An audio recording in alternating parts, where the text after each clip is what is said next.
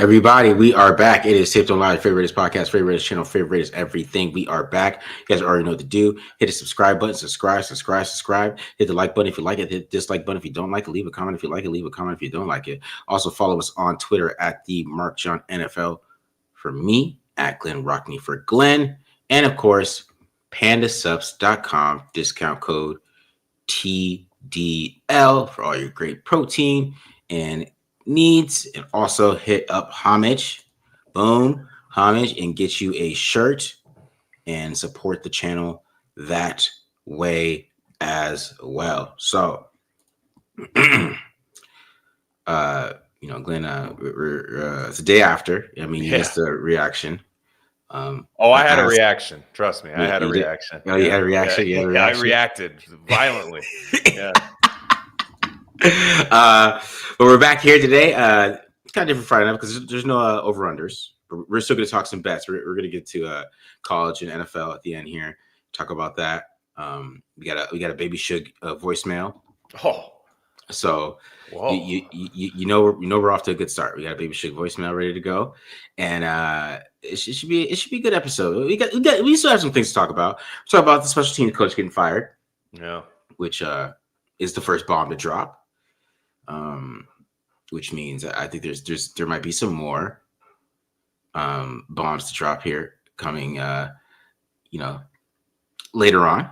But also that's the first one, and then of course we talk about the offense, how shitty they are, and how many more wins do we think they're gonna get? We're gonna pull up the schedule here. I'm gonna pull up the schedule, and we're gonna see what we got. you sound like I don't know how to say this right now. That you sounded like we got how many more of these during the season? That's what you're counting how many wins. You're like, yeah, but how many of these are we doing? Yeah. No, I know. I got you. Oh, this film was depressing, man. I was depressed watching this shit. I was depressed. It was just it was hard to watch, man. It was really hard to watch. I don't care how good the Broncos defense is. The Raiders should have won that damn game if they just played if they played any just halfway decent football on offense, and they just can't, man. It was from Gino having awful mechanics now, and he just has no mechanics anymore. He's like throwing off his back foot. He's like, I'm like, what the hell is wrong with you? He like missed every throw this game. Like, we talk about like on the Monday show, we talk about how if he's under 90% short, that's a bad game. I'm sure I haven't done the calculations, but I'm sure he's under 80% for this game on like 5-yard passes. And when you're missing 5-yard passes, man, you can't we can't do offense anymore. So I feel like this is kind of out the window. Can't do offense anymore. Yeah, if you can't make a 5-yard pass, we can't play offense. Like it's not going to work. Well, that's bad. I'm not an expert in any means, but when you can't do offense anymore, I don't know as far as how many wins we're going to have. That I don't know how many I'm going to circle on the schedule. Toddy asked, was this film worse than the Chiefs film? It was close. It was close. I think like what made a difference is, I mean, there's just some better plays where they moved the football a little bit better. But I mean, they only got in the red zone once. They had the ball at the 50 the whole game. Yeah, that's the problem. This felt like the Minnesota Vikings 3-0 loss. Yeah, a couple of years ago. This game was watching that. I knew they were going to lose. It was a 1-score game the whole time. I mean, they had the lead for a little while. I mean, they had the lead for the first half of the game. I will say, as bad as Gino played, I don't. This is going to sound like I'm making excuses for him. Catch the fucking football. Yeah. You know what I'm saying? Like Genty, Thornton, catch the fucking football. Like I understand. This doesn't mean Gino's a good quarterback if you do. They win this game if that happens. If I know. Dante Thornton walks into the end zone if he does that. And also the OPI. Look, we can talk about Besh's holding. Okay, maybe it was a bad call. Maybe you let go. There's a debate to be had there. But the OPI on the Trey Tucker thing, I bet he scores regardless.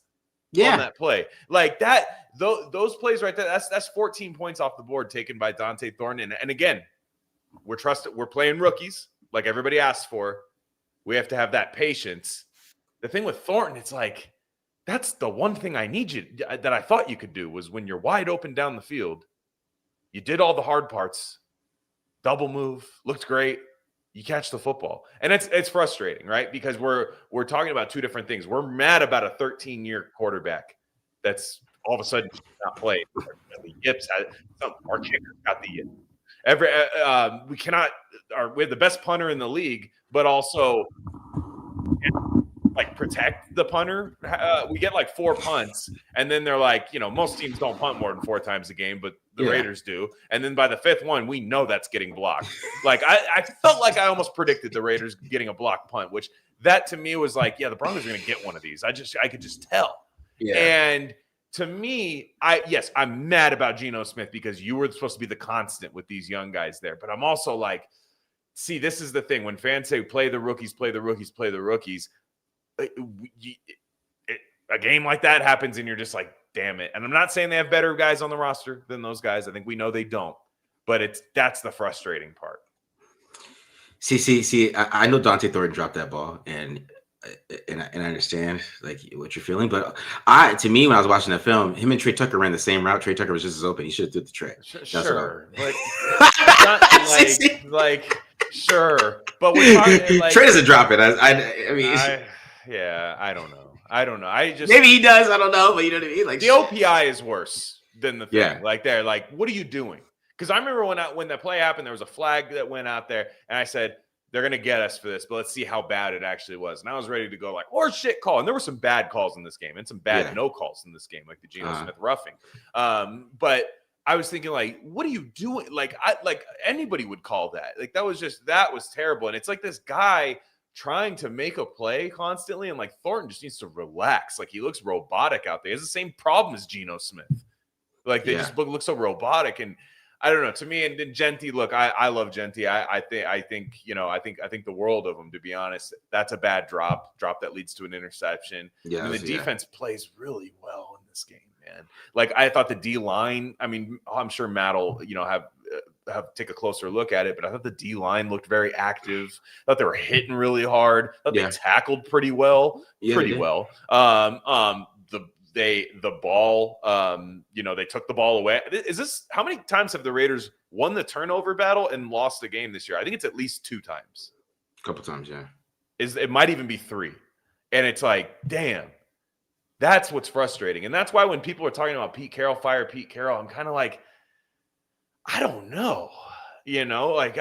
This defense sucks, and like he can in a division game against the Broncos, who admittedly their offense I thought is overrated a little bit.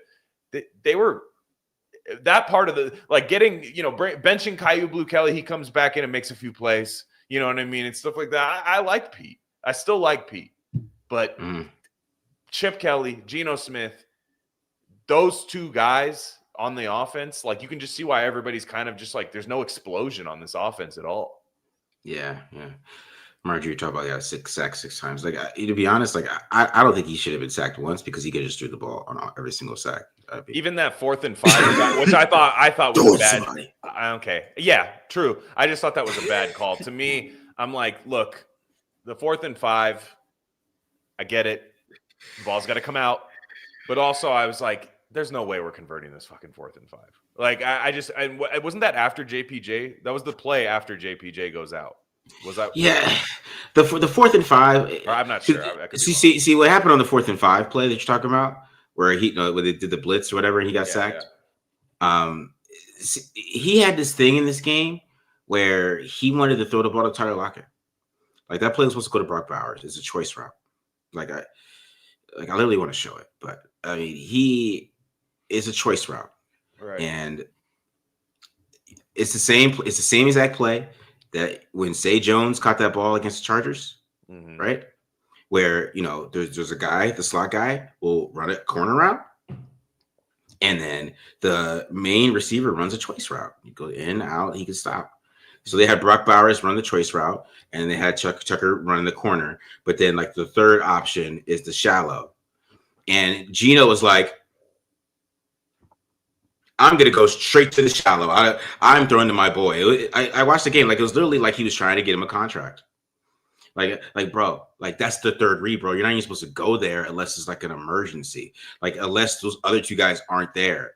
And he got away with it the first time on the first down of the game when he threw it to Tyler Lockett. That ball, Brock Bowers is wide open, like with space. Yeah. He's wide open. He runs a great choice route. Boom. He's wide open with space, but Geno wanted to throw the Lockett. So his eyes went straight to the third option. And it's like, bro, you can't do that. You just run the damn play.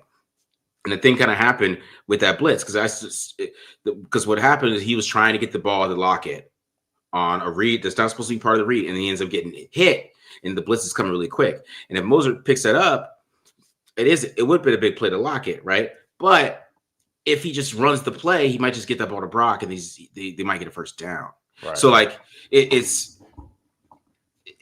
was a lot of things, and he was running into sacks a little bit too. Like, yeah, I know the pressure's coming, but you can't break a tackle, bro. You're not like 21 anymore. Right? You can't like he's always trying to like break a tackle with the sacks too, instead of just like dump it off to Michael Mary, just dump it off. Maybe he gets a field goal for them, right? Okay, like sure, maybe you don't get the first down, but like I mean the one sack that they got when they like started in like the 40. And they ended up not getting anything, no field goal or anything, no field goal tried out, nothing. You could have just dumped it off to Michael Mayer. Maybe Mayer gets the first down. Maybe he gets to the 32 and you have another shot. You know what I'm saying? So like, right. it was hard to watch, man. I'm not gonna lie to you. Yeah. And even the interception to Genty, like the ball came in really hot, and he got to catch it. I'm not gonna say he got to catch it, but it was behind him, and Genty had to jump, and it was behind him. Mm-hmm. So like. You still need to catch it. Yeah, because I think he gets 15 yards after the catch there. And it puts us in field goal range, which I don't know what that means for this team being in field goal range, because my Lord, the kicker, get him out of here. I want nothing more with our kicker. That's also a huge problem. How many fucking penalties has missed field goals and then landing zone violations by Daniel Carlson? They make me sick to my stomach. But anyways, you're right. That's what I'm saying is like you watch that game and you're just like, we're playing the rookies and the rookies are making mistakes. But then you're realizing the year 13 guy that's supposed to be the constant, the stabilizer of the team, is still not playing well. Now, that being said, I think they could have won despite all of that, given the way Geno played, is all I'm saying. Yeah, it was just the worst part. They could have won that game. Like, it's just like I said, even if, I know Carlson missed the other field goal, but Carlson should have had 2 tries. Right. At least 48-yard field goals, because if Geno doesn't try to break a sack, like try to spin and then throw it to Genty instead of just, hey, I'm getting pressured. Alex Kappa got beat in 2 seconds. I know I got a release guy. Let me just dump it off and see what Michael Mayer can do. And it saves the drive. Like, bro, that was a lot of the problem. And like him just missing things and then if he did try to make a throw, he was saying you need to get the drops and all that other stupid shit. So it was just a mixture of everything. Just like, I know you're thinking, Glenn, as soon as that ball went floating in the air when Genty got hit Genty in the chest, I know you're thinking the same thing I was thinking. I was like, that's the most Raiders shit. I was going right to the guy. And to be fair, the Raiders got a few of those bounces as well. So it wasn't one of those games where, the tip ball, the last Kyu Blue Kelly interception, that tipped the Raiders' way. I thought they had a forced fumble a little late in the game. He was just down on the ground, but it was just like they were making plays. That's what was pissing me off, is like, it just reminded me of the Vikings 3-0 loss. That's what that reminded me of, was just like, we're in this game, but it feels like 3 points is like a multiplier, not like the actual deficit. Like, it feels like we have to score 3 touchdowns, like to win this game. And I was watching it with like family out here, and they're like Raider fans, but they watch, they're not like me, like sicko. And they're watching it, and they're just like, boy, Geno's just getting hit. And I'm just like, I'm not going to show you the all 22 because we're having a nice dinner. But, like, I'm just like this team really just needs a quarterback. It's so bad. It's so bad. Now, the O-line did get decimated that game. That's one where you're just like, can we please get an active Caleb Rogers next week? Can we please? Can we please see Caleb Rogers? And let's be real, DJ Glaze got his ass absolutely handed to him yesterday. Yeah. He got his ass kicked. Benito's a heck of a It was rusher. mostly Zach Allen. I'm not gonna lie to you guys. I know, but Benito wins so quick that it's gonna go down the stats for a minute. Zach Allen was killing. He was hurt too, wasn't he? He was killing Parham at first. Yeah, he was. He was up in there, and Yeah, he should have got a late hit. He spit. Yeah, he should have got a late hit. I mean, when the play that Gino got hurt on, the dude like jumped on him after he fell to the ground for like a second. Right. No, I was pissed about that. I bet at the end of the day, I'm like, well, we would have ruined that shit anyway. I don't know. It's like I still think that Jack Bech hold is like crazy because even like when I watched it on all 22, it's just how late the guy threw the flag. Like Genty's already like 20 yards down the field, and Bech is like running with him, like cheering him on, and then the flag comes out. I'm like, bro, you were like thinking about it. You're like, I don't know, whatever. It's like, doc, it's not holding. No, it's not. The block in the blindside block on Lauby, awful. Yeah, there were some awful calls in that game. I'm not gonna lie, but it was just frustrating to watch that offense, man. And then like the hilarious place I posted on Twitter where Chip Kelly is a genius and has Ashton Genty blocking Nick Benito 1-on-1. I think he should be fired for that. I would have fired him just for that. Does he game plan? That's some college shit, bro. It's basically like some college shit where like my scheme. Right. It's like a scheme thing. Like, but no, if your scheme in the NFL has you blocking a guy who has like 12 sacks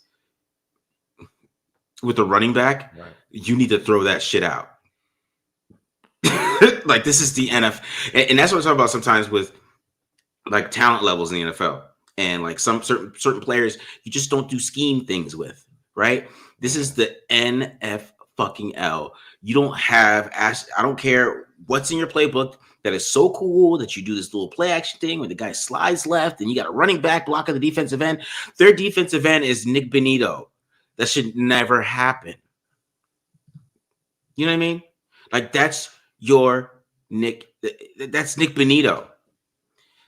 Genty's been a good blocker. No, offensive lineman can't block Nick Benito. You know what I mean?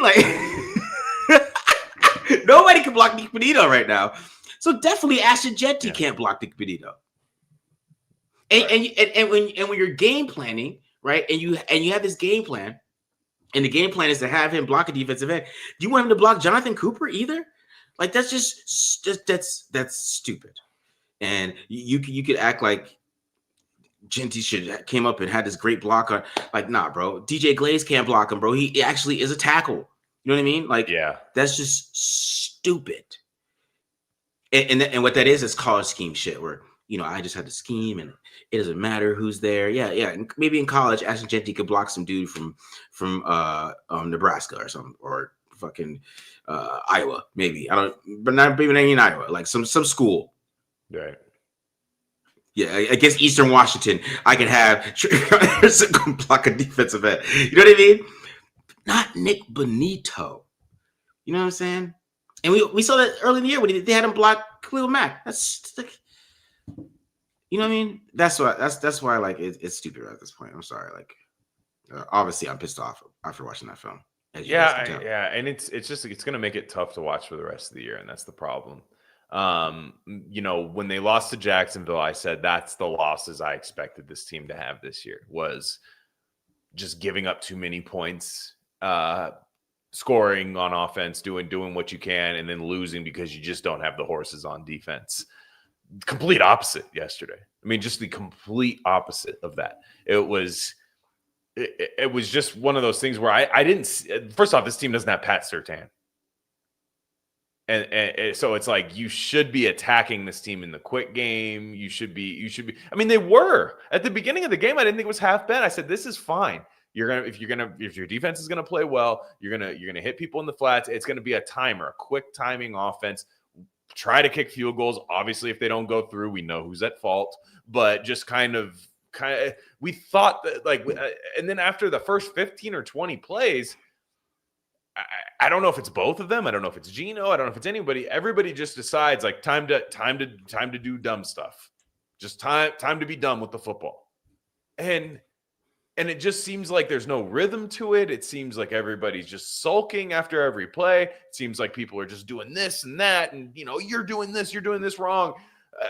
You can get to the bottom of who's wrong. I see a switch get flipped after those first 15 plays with this offense, and I'm not even saying the first 15 plays are just magical either. It just looks like a decent, okay offense, and I don't know, man. Like yes, the JPJ injury is big.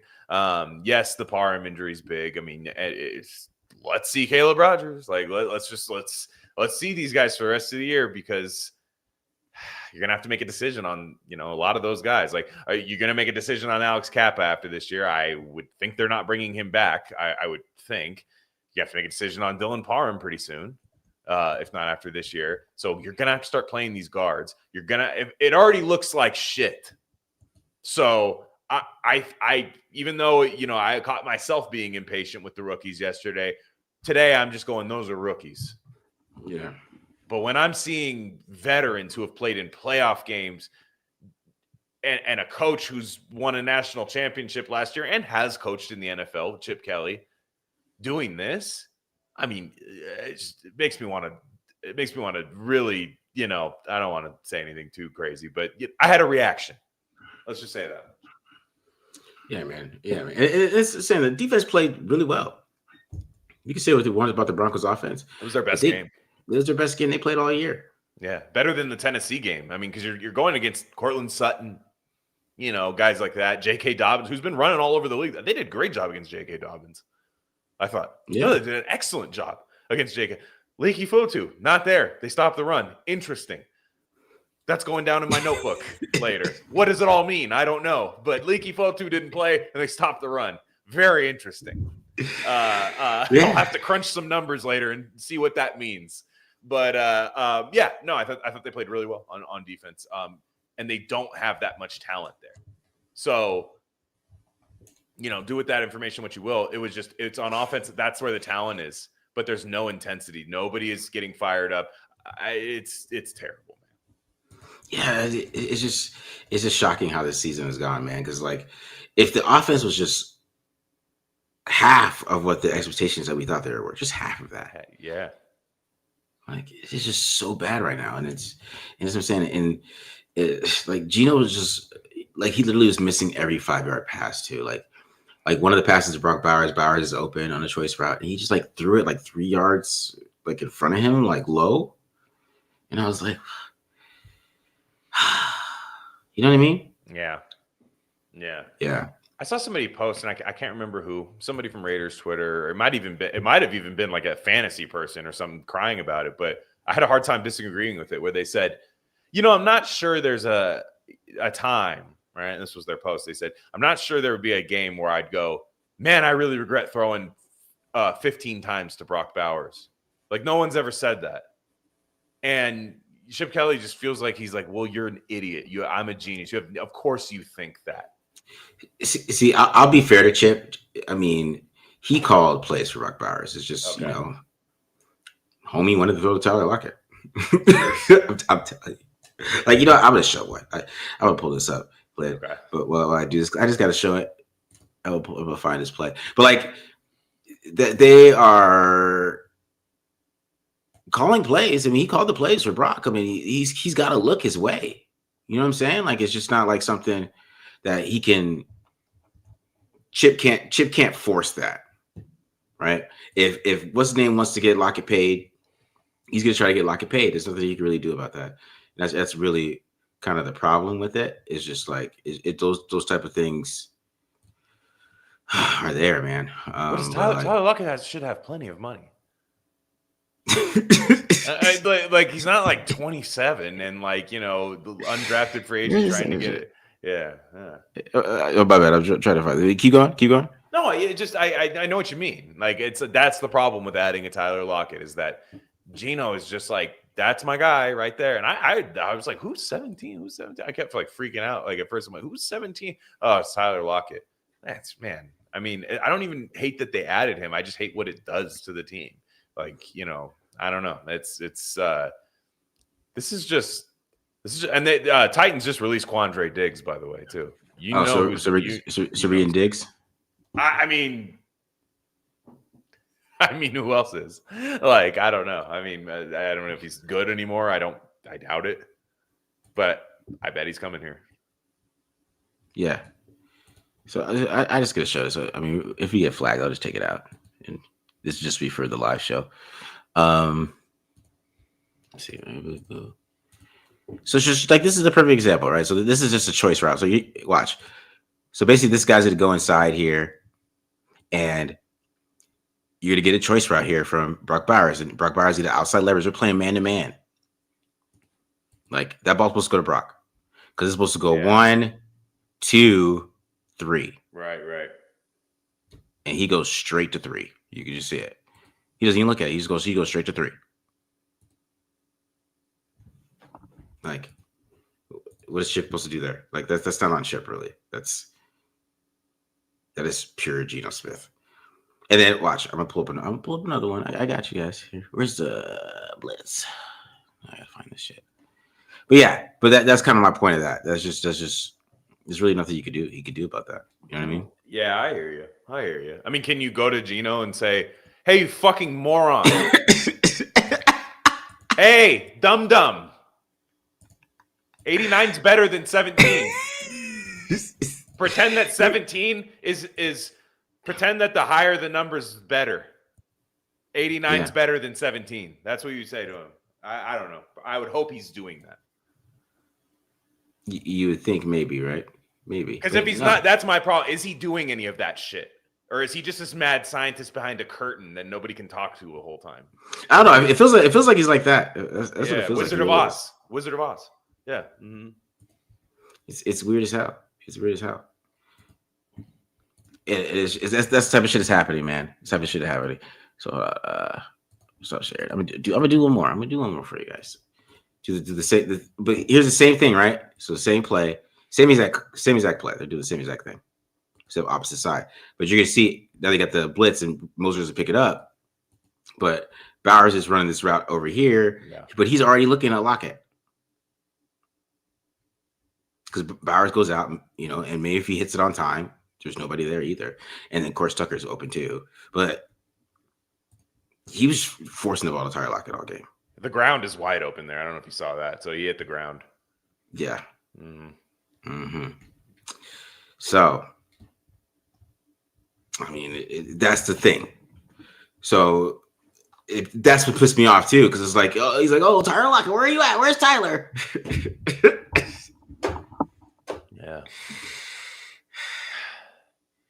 Yeah. Yeah, man. So, anyways, so Tom McMahon got fired. Let's talk about that. Let's move on. Anyways, Tom McMahon got fired. I mean, the Raiders have had like 3 block punts this year. Like that's disgusting. And a blocked field goal. Yeah, they gave up that long run to start overtime against the Jags. The Washington game, they got gashed in the return game.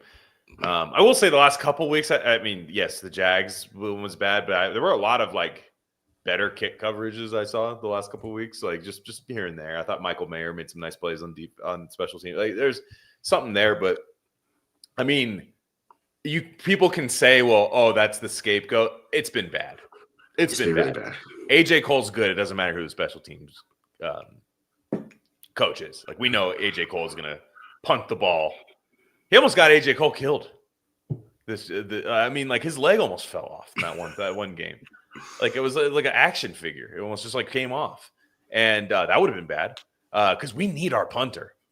He's very vital to this team because he touches the ball more than Brock Bowers.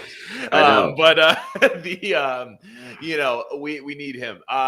Yeah, I mean that's definitely a move I would have made in the offseason. But yeah, for sure. I mean, if you're giving up blocked punts, that's bad. I mean, the game we know why they lost the game, but the extra 3 points came from the blocked field goal or blocked punt. Defense did a fantastic job after that blocked punt.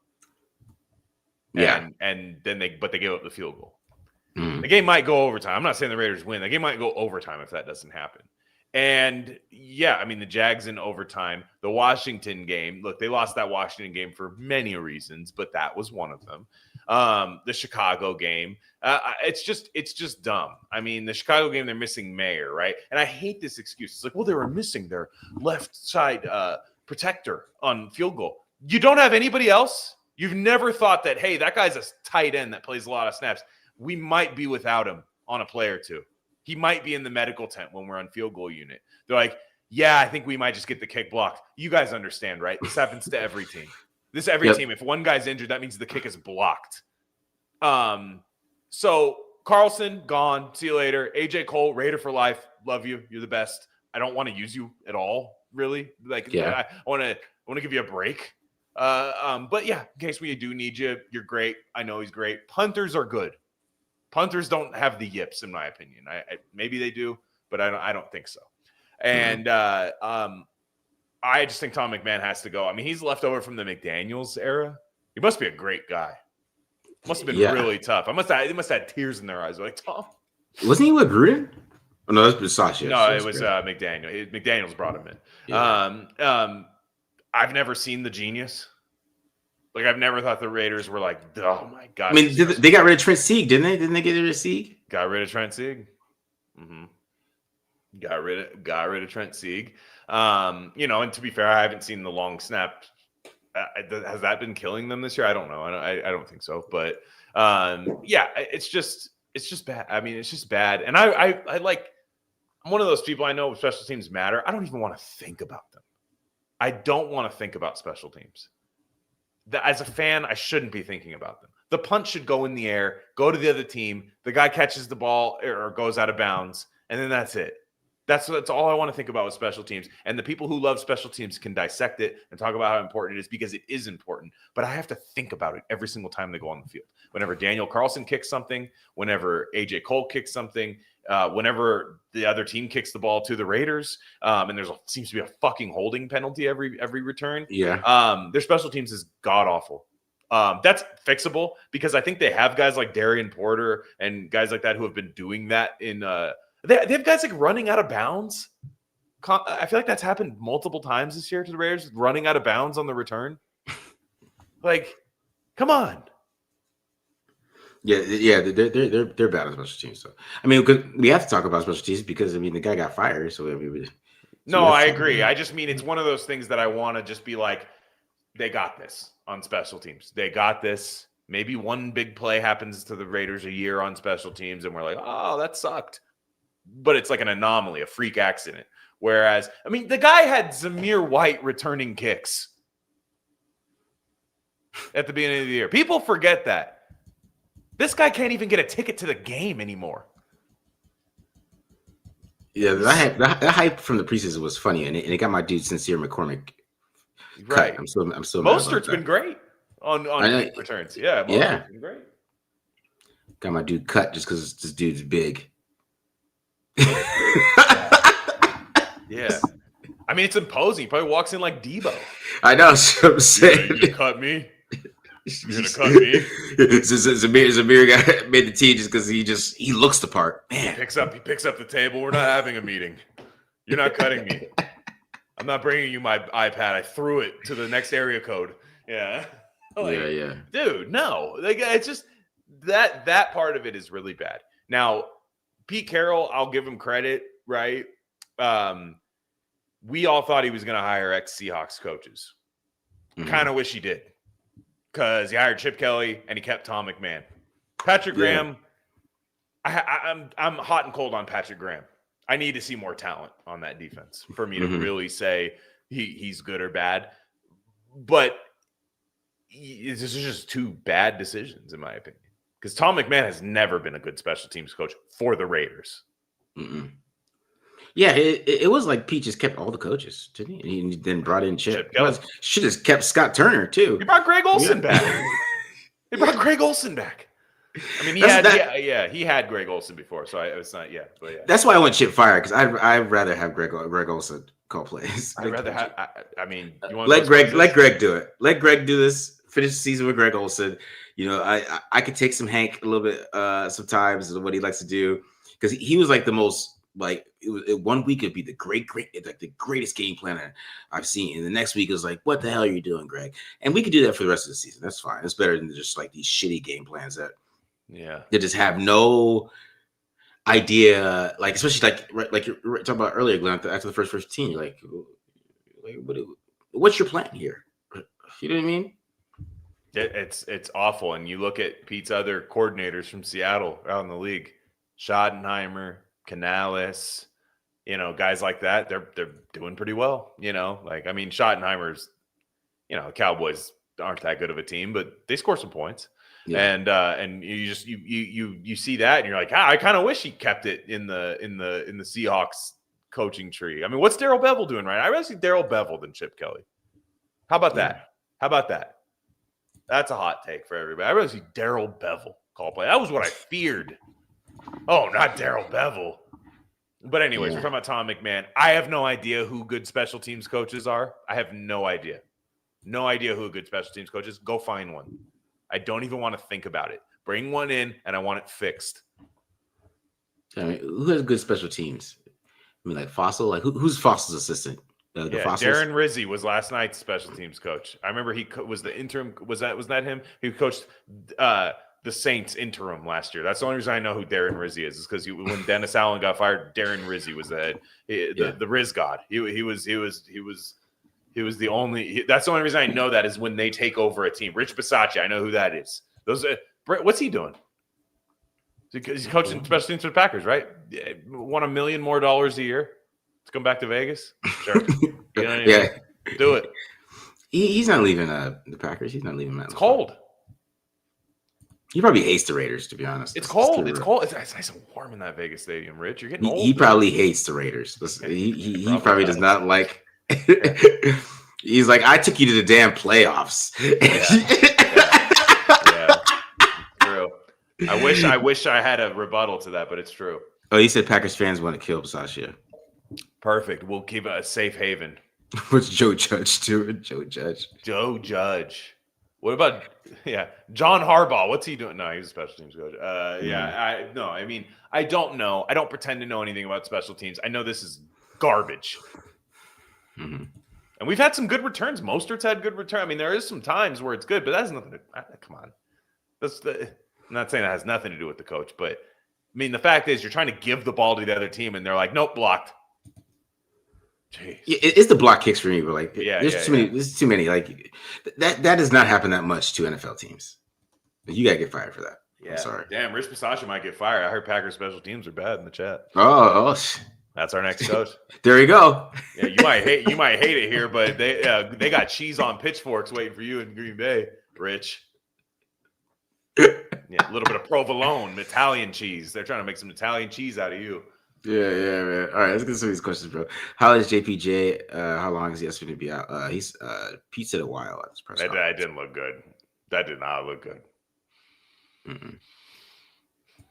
No, it didn't. Did you see Tom McShay? Oh, Sean's back. Sean had to make a backup, I guess, because his racism just took over him last night. He missed it. Cy watched it and he told me something happened. I didn't see the reaction. Oh man, he I guess he's been holding it in for a while. He was hitting us with the if Geno Smith was white, he would have been benched by now. But did you see Tom McShay say the Steelers some more returning to college? How do we make Geno Smith white to where he can be benched? That's I Googled. Is there any? Let's try this out. Like the Dave Chappelle, when Dave Chappelle would put the news anchor. On. Let's just get that. Let's hit Geno with a bunch of powder, and then Geno, you're on the bench. You gotta get benched. What? Get out of here. You kidding me? Yeah. Let's try that. Oh man. Seriously, he said that. Are they? I mean, they should. Yeah, I was gonna say, just bench him. How about that? That's a perfect comment. Yeah. Kenny Pickett came in there and threw a lawn dart, though. Let's use that. What the hell was that? The 3rd and 10. It's like, let Kenny Pickett go out there and rip it. He just throws a lawn dart to Jack Besh. And they're like, see, Jack Besh, you stink. Yeah. See? Yeah. Oh, my God. Do we think we focus on a WB or O line? Does it mean like linebacker? Probably. I mean, the answer is both, but I don't know. They draft. That's my problem. Is you drafted 2 linemen in the top 100.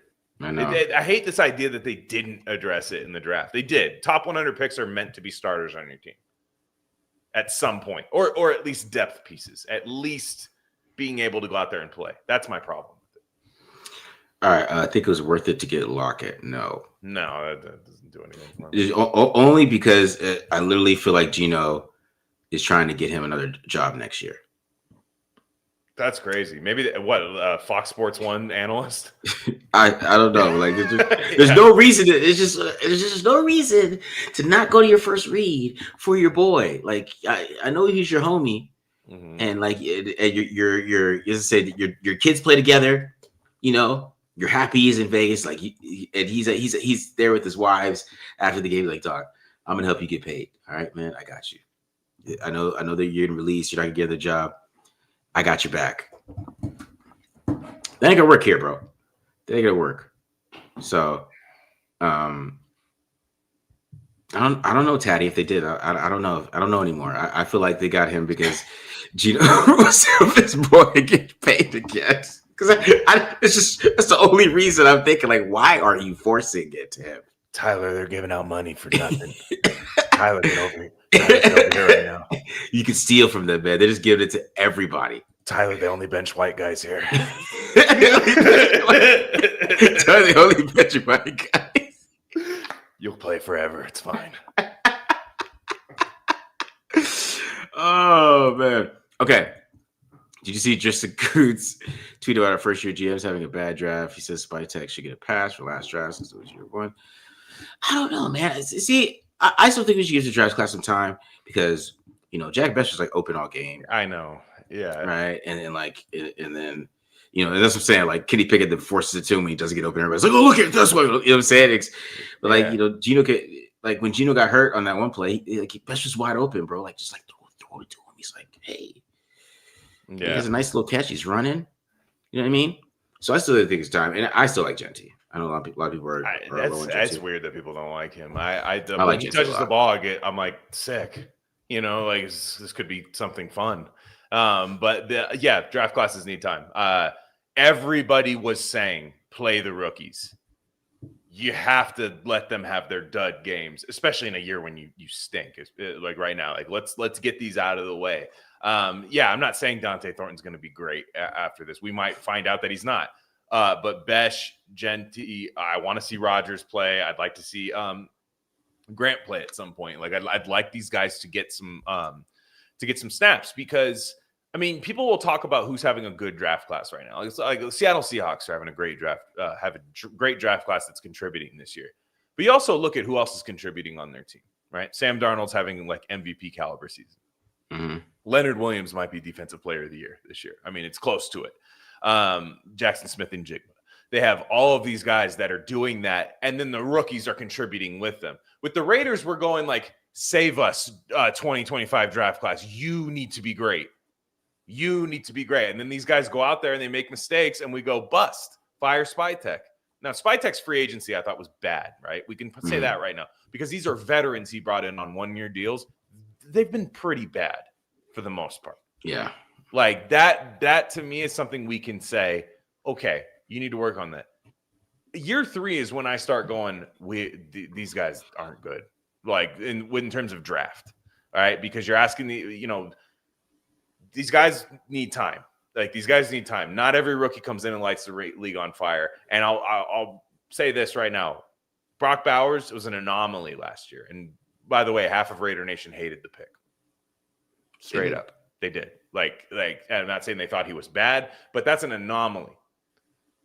It's fine for guys their rookie years to struggle a little bit. And I think Ashton Genty's going to end up with 1,000 yards and double-digit touchdowns on the year. So I don't really think that's even a bad year, personally. Despite I think, and again, 30-yard run wiped out yesterday, that I thought was a great run. Some people were like, see, he's not beating that safety. It's all right, whatever. Josh Jacobs wasn't outrunning a lot of safeties either. Yeah. It is what it is. These guys just kind of, these guys need to, and that's why that's why I don't really love shaking up entire coaching staffs a lot. Now, Chip Kelly is on my last nerve, so that there, but like Graham and Carroll with young defensive guys, like I'd like to see some continuity there so these guys can actually grow in that scheme, and I don't know, I think when you write somebody off after a year, I think as Raider fans, when you're not the Messiah year one, they think you're horrible, and then they get mad. Why'd we let this guy go? Yeah. When you go to the Atlanta Falcons and play linebacker, like we got to be patient, and the organization needs to not listen to us. Yeah, because I'm not with the fire Pete Carroll thing. Because you're right. Because I mean, the defense has overachieved. They have their duds, but they also have their games. Completely overachieved. It's really like we all thought this offense, Chip Kelly is all his creativity, all the catch you love guard, yada yada yada. Mm-hmm. It was just that's really what the problem is. So they got to fix the offensive side of the ball, and if they add some really good defensive players, they might take a big leap next year on defense, like for sure, because they haven't really like been awful like we thought they were. Right. We didn't think they even have a performance like this against the Broncos. I thought they were going to be worse in the league, and they're not. So like that is the kind of thing I have, but Chip's got to go though. I'm sorry. Yeah, I just don't like Chip's attitude. I don't think he's a teacher of the game. It doesn't seem like he's teaching anybody anything. I understand they have position coaches and stuff, but this is a young offense. Like, I mean, there's a lot of youth on the offense. I mean, you're talking year 1 and 2 guys, really. Like a lot of it. Trey Tucker's year 3. It's Myers is gone. So right now you have a very young offense, and Tyler Lockett, who got a free ride. Yeah, anniversary. Yeah, you're all excited about Chip. I mean, Hey, see, this is where you start getting mad at the people on microphones about why the team looks. Yeah, I got excited. So what? But it does go into this question: like, do I think Ryan Day had a say in what he wanted Chip to run for his offense? Hell, now that I watch it, hell yeah, he did, and I think he has too much freedom here. I think Pete has just totally just given him the offense. Yeah, and Pete hasn't really had a say too much in what he likes to do, and he's probably not listening to Pete either. I'm sure Pete has given him some suggestions, and he's like, "Sure, whatever, doc. Like, I sleep, I breathe offense. You know what I mean? Right. This feels like having a McDaniels. Now McDaniels is doing pretty well with Drake May right now, so I won't say that. But this feels like having like McDaniels as your like head coach, but he's like the offensive coordinator. But it's Chip Kelly as your offensive coordinator. Like it's just weird. It just feels like you just give him free reign, unchecked ability. And you know what? You're 2-7 right now. 2-7. You're not making the playoffs. It's not happening. There is zero chance of it. There wasn't any chance before the game, but there's absolutely nothing now. There's negative chance that you make the playoffs. The thing is with Pete, that's a bad hire. Bringing in Geno with Chip Kelly, that is bad by the coach. Yeah. It's not a fireable offense to me personally, unless you don't make the change. Yeah. You bring them back next year, I'm done with Pete. Yes, that's true. Bring it back, Geno next. Geno is done. Yeah, exactly. Matt Schaub. He's a backup quarterback. That's what Geno Smith looks like. Geno Smith looks like Carson Wentz. Josh Johnson. You know what I'm saying? But Josh Johnson seems cool. I don't know if Geno Smith seems cool. That's a Geno Smith reminds me of right now. He's basically like Carson Wentz. Like, sure, like maybe he can go out there and get us a win if our quarterback gets hurt. But he shouldn't, like, if they go into the year like he's going to start, then like I'm gonna be bro. Like, there's really nothing he could get better at. Man, Baby Shark really wants to get kicked in the nuts. He does, man. He's a masochist for sure. How did Tonka do? Tonka, I don't know how many snaps Tonka played, but he didn't play that bad. I thought the D line looked good. Thought the D-line looked solid. Like I thought they did a good job getting Bo Nix out of the, off his, just playing off balance. Yeah. They're going to end up drafting a QB round 2 next year, whether it's Nussmeier or Sellers. Do not start the Nuss bus right now, Lance. Dog, I'm on the Cole bus. I'm on the Cole bus this time. Cole trade. You're on a train. I'm on a trade now. I'm on the Cole trade now. Yeah. I'm on the Cole. We went from the Nuss bus to the Cole trade. Damn. Because that dude that is a prospect. I like back North Dakota State quarterback. I know, man. I know that's the problem. But the thing is, when I looked it up, Glenn, like he was basically like he would come in and like run the ball when Christian Miller was a starter, and he had like 700 yards as a sophomore. just he's big as hell, and he does have a cannon. Cam Miller doesn't have an arm, so he's big with the cannon. He anticipates to the middle of the field too. Like it's just not like he anticipates outside. He anticipates to the middle of the field. He throws with touch too, over the middle of the field. He'll throw like a back shoulder dig with touch right over the linebacker. Like I was like, bro, people are gonna be mad at me after this. That's what I'm like. I'm gonna do the field breakdown next time we do college stuff. I'm gonna do him, but he's just 6'5", 233. He can move and he runs the NFL offense, and it's like I can work with that. You know what I mean? Whatever is wrong with him, like we're gonna be like, oh, okay, but he ran 100 yards this game. Yeah. Even though he, you know what I mean? Like I don't know. Have you watched my guy Taylon Green yet? I haven't got to Taylon Green yet. Nobody. I had to do Cole Payton for this other show that I do. Like I'm doing like this quarterback show on. Somebody said pause because I said I know what I said, but because I have to do this other draft show I'm doing on Sunday, so I had to watch Cole Payton this week, and I was like, it's gonna be hard to get me off him. That's all I'm gonna say. It's gonna be rough, man. I don't know, man. Who's the best coaching candidates next year? I just don't think we should. I don't want to fire Pete Carroll. I'm firmly on the I don't want to fire Pete Carroll train. Does Kuntz normally block on punts? Yes, he does. He does, actually. Yeah, Licky Tasty question. How do you guys think? Let's take a look. I mean, hey, I bet you they'll run that football. Yeah, I bet you. I'll tell you right now. I get it why they don't. I get why they don't. Don't get me wrong. I'd like to see. Let's look at Caleb Rogers first.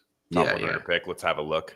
Have a go. And then I think Lucky Tossi after preseason next year, I think is going to be like, okay, 53-man roster. Let's see, because he's just going to beat up somebody in front of him. Now, if they give him some kind of exotic looks and stuff like that, I think that's the issue right now. Is like, okay, what if the guy in front of you's not going directly at you?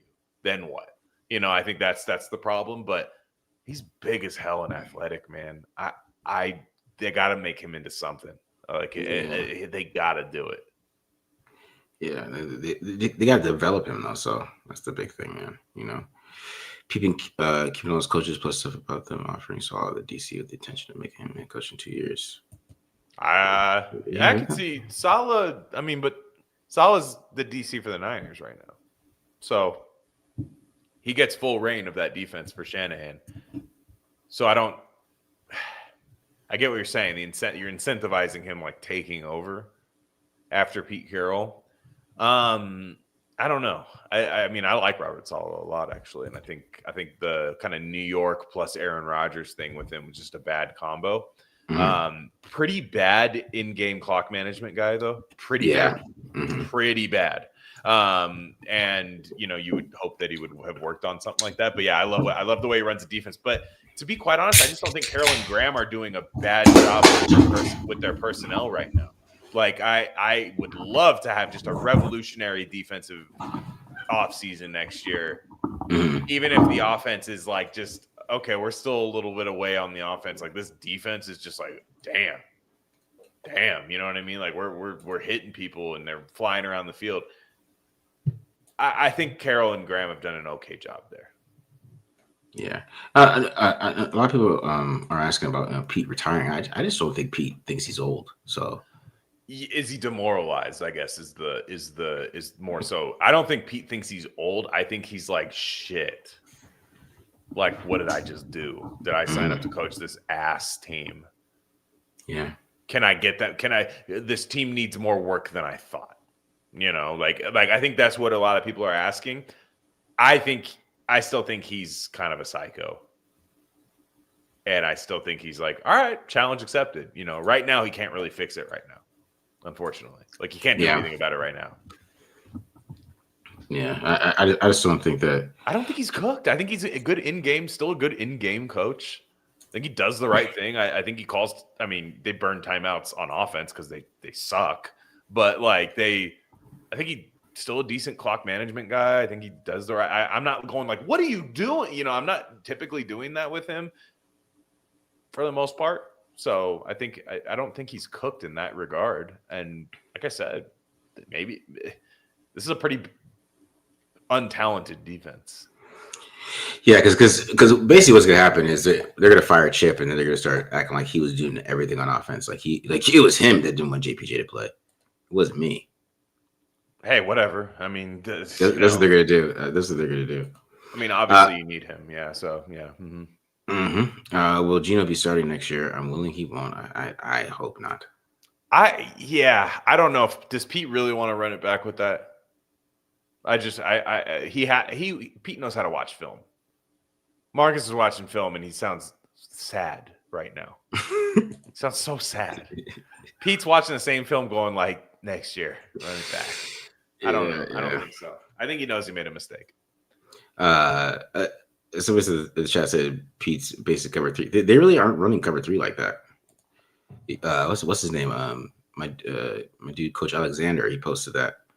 They're not really running cover 3 like that. They're just not blitzing, which actually says a lot more than anything else because they're not getting the best pass rush right now. You figured they would be blitzing, but they can't blitz, but they can't, so they have to rush 4, but then they're not getting a lot of pressure with 4. Yeah. So that just kind of tells you like what they're really working with here. They're stopping the run. I think they can. It's like weird. They have games where I think they look good against the run, and then games where it just falls apart. But again, I look at the talent on like if you look at the roster, you're like that's not a good defense. Like it's not like it's different to me than wait, you got him, and him, and you stink. We're not doing that. Yeah. Have Tucker a shot at special teams? I think they did at one point, didn't they? I remember him returning something. Yeah, I don't think they're trying to do that. Well, it's going to be a new special teams coach, so we'll see. Yeah. What available free agents should the Raiders go after next year? I have no idea who a free agent is right now.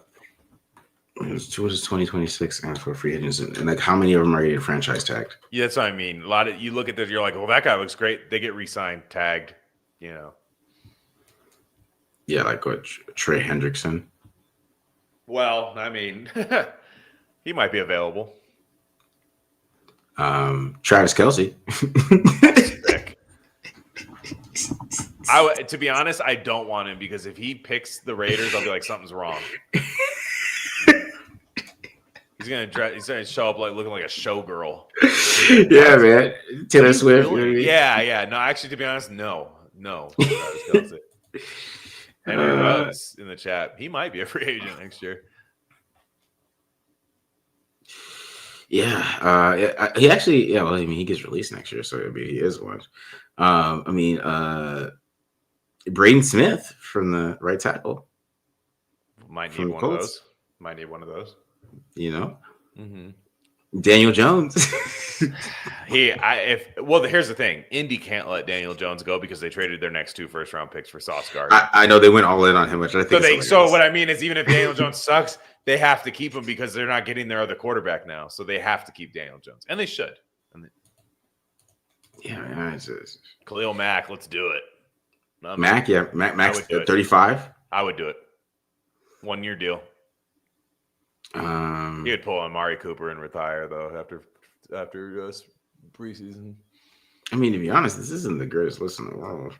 But guys get cut. Guys get things happen. This ain't the list right now. That's the thing. Free agency list is weird. Like, but Bobby Wagner. You know what I mean?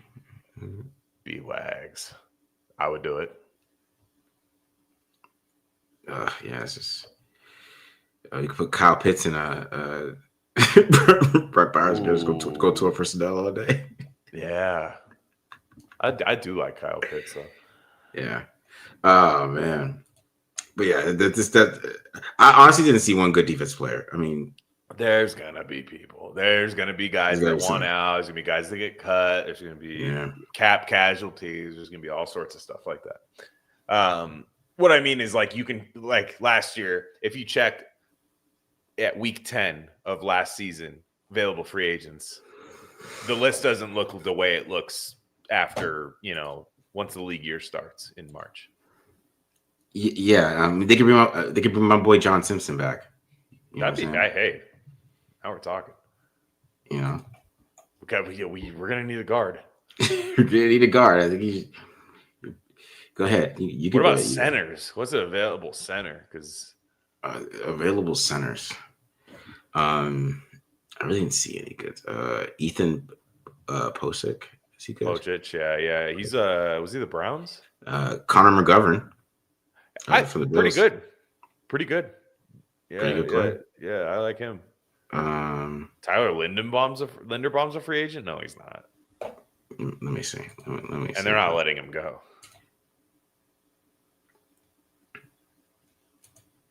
Oh, of course, this page doesn't want to load for me.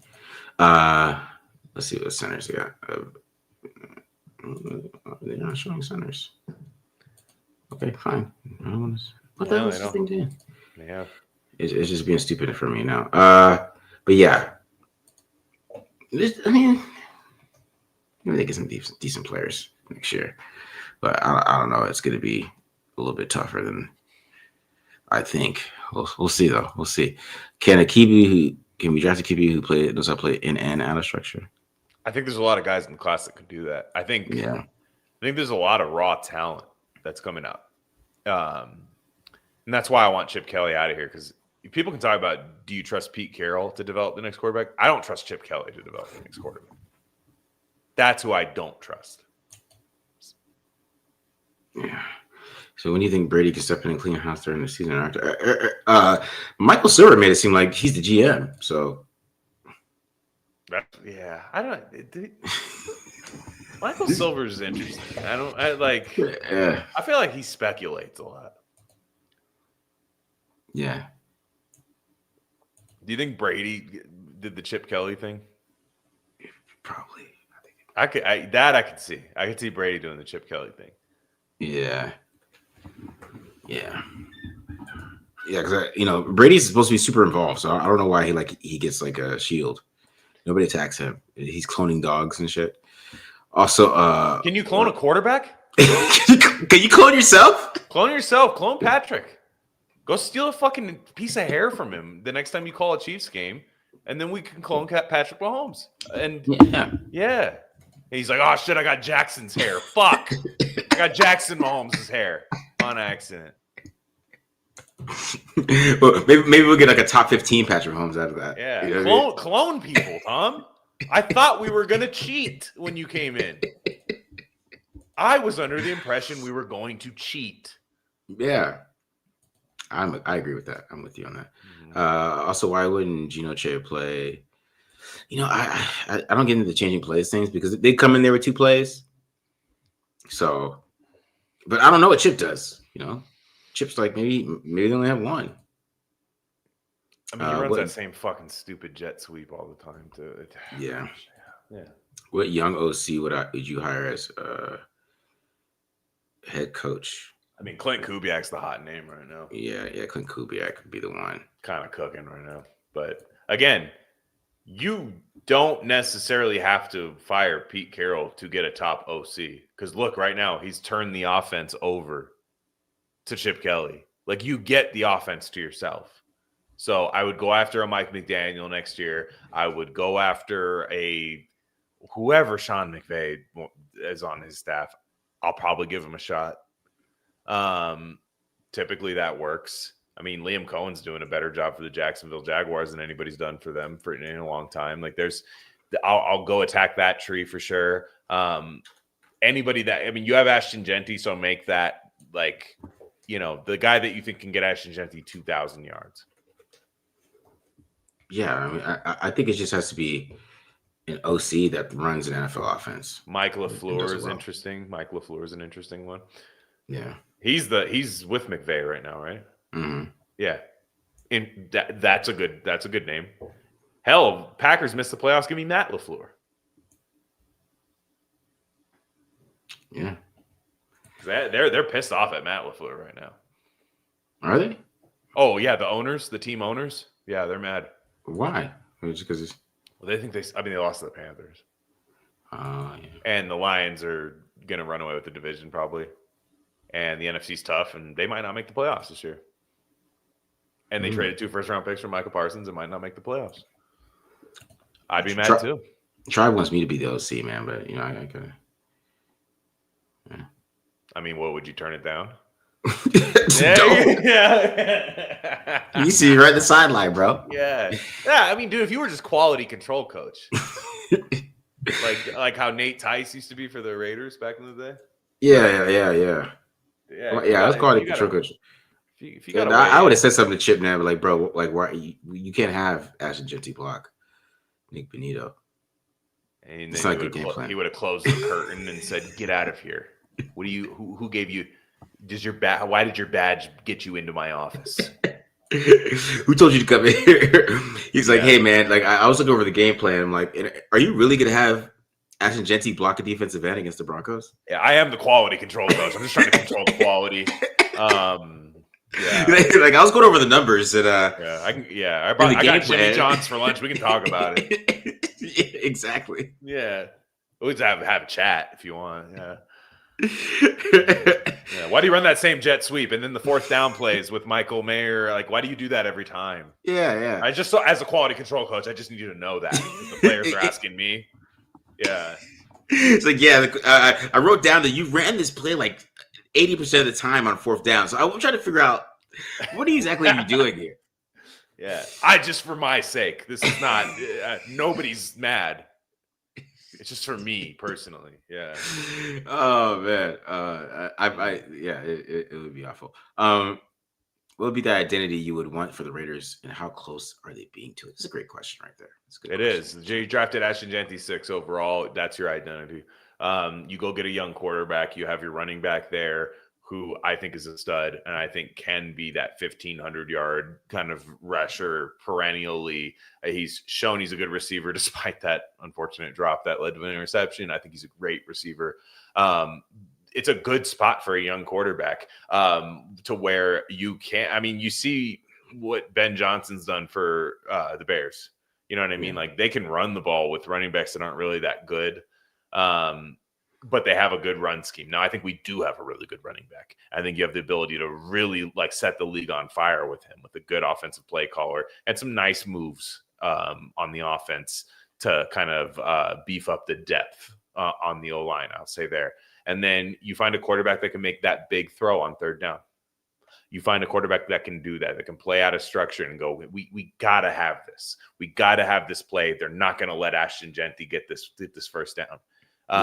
That's the identity of this team. That's the identity for a lot of great teams is built through that way. I agree. You have Ashton Genty. Like they should, they need, I still think like they don't get him involved in the right spots. Like if you get the ball at the 40-yard line, my dude, and like you really shouldn't be passing on 1st down at that point. I think especially just knowing that you don't have this awesome passing game, knowing that you're down, right? Whatever, like you need to get a couple yards, right? Even if he can get you 3, like they just got to use him more often. And they're like, it feels like they don't, when they get to the 40, they don't run the ball. He just puts Ashton Genty on ice sometimes. Like he just goes like, thanks, Ashton. Thanks. Your work here is done. Go block Nick Benito. Having him block Nick Benito is absolutely nuts. I literally, because when I first watched it, I remember from the broadcast when I watched it on film.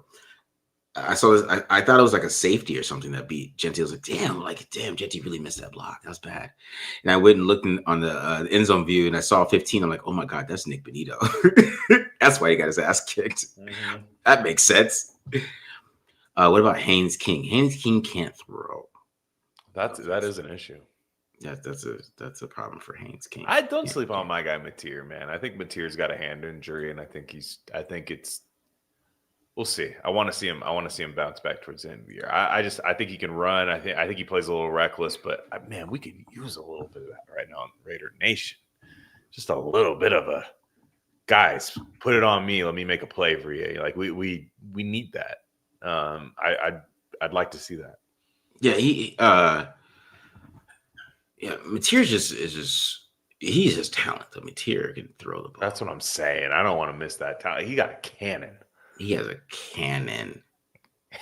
So he's one of those, like, he's just a wild man. That's all. He's a wild man. I think we kind of need that. I think we kind of need the wild man. He's a wild, like, he's just not, but he's not very, like, he's not consistently accurate, man. I don't know. Yeah, it's that kind of class. It is that kind of class. Will they fire? He meant Chip. I remember this. Will they fire Chip during the season or wait till the season's over? I think they fire. I think if they go out to the Cowboys, honestly, I don't even know if he's going to make it to Monday. That's the thing we're doing right now, guys. This is a Friday show after a Thursday game. They already fired one guy.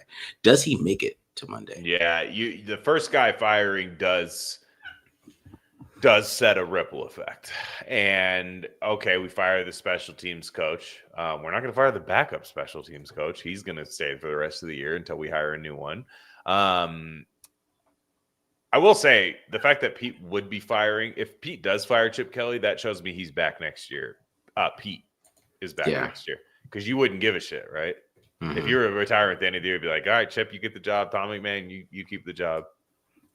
Like at the end of the day, that shows me that leads me to believe that Pete is coming back next year. I could be wrong there, but yeah, I think just with the body language of the offense, I think you got to make a move. And if they get embarrassed against the Cowboys, another primetime game, by the way, primetime games matter. Primetime games get people fired. They do.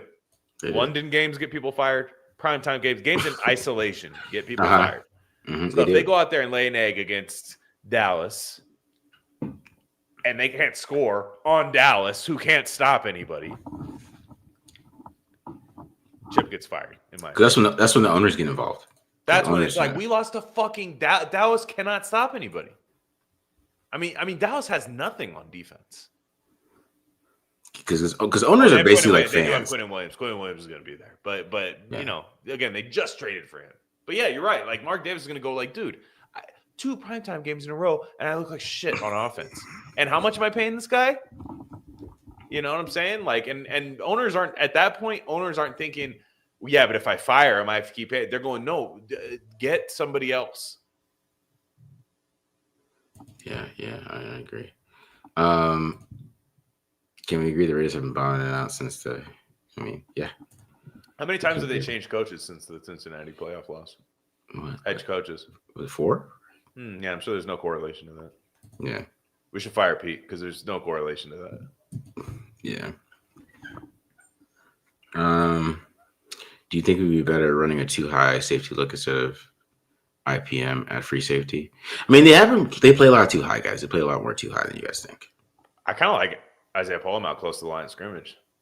I like him a lot there. I think when he's making a tackle coming up from the back end, from playing like a deep safety look, I think is when he gets in trouble. But when he plays near the line of scrimmage, he makes play. Isaiah Pullum, I wouldn't say he's awful. I hope he's safety 3 next year. Yeah, he shouldn't be started. No, that's what I mean. But as like a safety 3, I'm like, damn, I'd be like, he'd be like a fan favorite. He'd be like, damn, we got Isaiah Pullum. He has like 3 picks this year. Yeah. 3 or 4 picks, forced fumble, big hit. Like he's just that guy, which is great from an undrafted free agent to that. That's great for him. But we're starting him. All right. Let's get a couple of questions and we get to the schedule. See how many wins we got left here. If you guys had a choice, which QB do you think would be best currently to draft and build around potential wise? I don't think you want to ask me this question after this week. So What's your thoughts, Glenn? Set the question up again, please. If you guys had your choice, which QB do you think would be best currently to draft and build around potential wise? Okay. I like Lenore Sellers a lot. I like his character. He's having a tough year in South Carolina, and I wouldn't blame him if he were to return to school and perhaps even transfer. I wouldn't blame him. If he comes out, it's something about that guy I really like. Mendoza's good. I want to see playoff Mendoza. I want to see playoff Mendoza when the score is not 56-7. I want to see him play a one-score game. And I know we saw it a little bit against Oregon, but I want to see him in a one-score game, in a game that really, really means something. Got to have it, and I want to see that intensity from him because I like everything else. And the Raiders might be in position to take him. Another one is I like Taylon Green. He's not a first-round pick, but I like Taylon Green a lot. So that I don't think gets the fan base that excited. But yeah, I'm not a big Nussmeier guy. He's not there for me. A lot of people like this quarterback out of Washington. A lot of people is he coming out this year? Who, Justin Williams? Yeah. No, he's a sophomore, I think. Oh, he's only a sophomore. Okay, so he's not coming out this year. Okay. Yeah. A lot of people like him, and I've liked what I've seen from him. But yeah, I don't know. That's why I kind of like the trade back up from the second round back into the first. Kind of go get that fifth-year option and develop somebody. Yeah. I don't know, man. I just can't. The Cole Payton tape was pretty dope. So that's kind of like my guy right now. I'm not gonna lie to anybody else about how I feel. So these quarterbacks, it's just because the other quarterbacks, like there's just something like this is not really very first round. Like Mendoza, his arm is okay. It's like not really something to get excited about. He just plays quarterback really well. He's like a field general. Kind of how I felt about Dante Moore too. Like Dante Moore doesn't have a big arm at all, but he runs the offense really well. Sellers, yeah, that's a first round pick to me, right? Like he's a first round pick. I feel like Mendoza is like going to be the number one guy. Just I think he's gonna get past that process, but and I think people like Ty Simpson, but like Ty Simpson. He's really good film too, but he's tiny. He's like 5'11". He's a tiny dude. Like I didn't realize that until I really watched it. Yeah, but I do like the way he plays. I do really. He does. I like his film too. Like don't get me wrong, I really like his film too. Like if I would probably like lean towards him, but I don't know if he's coming out. He doesn't have enough starts either for me. Like he's too much of a 1-year wonder too. Like I want to see him play again. Like this is great what you're doing this year, and that's awesome. Yeah. But I would be scared that you would be like a Mac Jones or like those type of players where like they're on this really good team and then they become the starting quarterback and they just get drafted really high after that. But yeah, I know he's listed at 6'2", but I don't know how you're telling me that the Alabama running back next to him is 6'4". So, and Brugler had him listed at 6'1". So he's just, you know what I mean? That's my thing with him is like, he doesn't have enough starts or dropbacks for me. Like you're taking a huge chance on him. That like we see so many quarterbacks in like college football too that had that one big year, and the next year they come back and they suck. How many times has that happened? It's a lot. It happens all the time. So like we're supposed to draft that guy? like no, I need you to have 2 years at least of starting just so I could have an idea of what you can do. You know what I mean? That's my type of thing with Ty Simpson. So I'm a little nervous about that. The same thing with Dante Moore, but like Mendoza is like the only like real clean guy, and he's just a good quarterback. That's really what it is. But yeah, tell you the guy I like, Sawyer Robertson. You like Sawyer? I do. He's erratic. 6'4", 220. Got a big arm. Develop him. That's what I mean is develop him. Like that's a guy. I don't hand him the keys right away. Yeah. But I think he's gonna light the combine on fire. And I don't know, man. I mean, he battles hard. I've seen him bat. Look, I gamble on college football, so you watch Baylor games when that happens. He battles. He battles his ass off. 6'4", 220. I think he's got a pretty big arm. Yeah, he does. He has a huge arm. He's just erratic as hell. That's all. He's erratic. Hey, Jordan Love. You know what I mean? You try to see if that works. That way. Like Jordan Love is erratic. He's still erratic. Yeah, no, because a great example is Jordan Love. Because Jordan Love, after his junior redshirt sophomore year, if he came out that year after that 1 year starting, he goes top 10. Mm-hmm. Then he came back and it didn't look the same. So the Packers had to take him later in the first round, but it just I want to see a quarterback play a little bit more, in my opinion. All right, let's talk about this Raiders schedule, and then before we get out of here. All right, Glenn. So let's do this. We're going to go over these games, and you're going to give me win or lose. Okay. Cowboys Monday night. Loss. Okay. I think so too. I'm going loss here. All right. Browns. Win. I'm going to go loss here. Yeah, I mean, the defensive line's nasty. But yeah, I think they find a way to win. I think they have a crazy defensive game against the Browns. But yeah. I think I'm going to go loss. I think this is going to be the game that has Raiders fans ripping their heads out. The Chip Kelly firing game, maybe. That's the game. It's the loss to the Browns. Okay. Which some fans are gonna be happy, but like there's gonna be real fans here. There's gonna be they can't believe that they lost to the Browns. Chargers. Here's the thing. Okay, real fast. Okay. Are we going to go 0-12 for the last 2 years in the division? Has any team done that?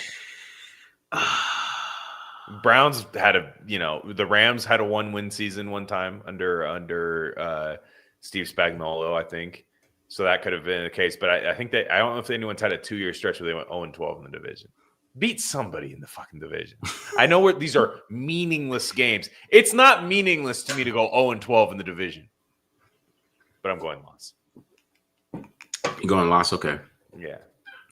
I'm going to go win on this one. See, the Browns went 1-15 and then 0-16. What was the one win? Was it a division win? This is a genuine question. It probably was. I bet they beat like the fucking Bengals or something. Maybe I'm wrong. And again, that's not elite company you have there. But I'm just saying. But that's a loss. Go ahead. Next game. Broncos, Raiders. It's a loss. I'm gonna go loss here. Raiders, Eagles. I'm not even talk about that one. Raiders, Texans. Loss. The defensive line's gonna eat us alive. Yeah. Yes, a loss. Giants, Raiders. Win. Okay, I'm gonna go win. Chiefs, Raiders. Last game of the season. Loss. I'm gonna go win here. I'm gonna go win. So you're. So I got about you. I have 0-12. Yes, you have them 12, but I think they're gonna beat the Chiefs just because they got their ass kicked so bad last time. Yeah, Chiefs might be resting starters or not, or to be honest, Chiefs might not make the playoffs. Exactly, and that would be like the ultimate. Like Pete Carroll stays, because he beat the Chiefs and gets better the playoffs to get that 4-13 win. Like, Suge, I'm not gonna fake it your voicemail, bro. I got you, dog. I got you. But like, I just something tells me about it. But so I got him at 4-13. You got him at 3-14. No, do I have him at 3? Oh yeah, I guess I only said the. No, I have him beating the Browns and the Giants. Oh, you haven't beaten the Browns, so we're both 4-13. 4-13. Yeah. We're Great both year. 4-13. Yeah. What a year. So what would they be? So back-to-back 4-13s. Great. 6 pick again. Yeah, pick a 6 maybe. Yeah. Well, this is what I'm saying. If I have them beating the Browns, if I have them losing to the Browns, that means they go ahead of them. Yeah, Right. that's true. Yeah, your draft schedule looks a little bit better than mine. I might have them top 5. I have them top 5. Yeah, yeah, Giants line is good too, though. But I don't know.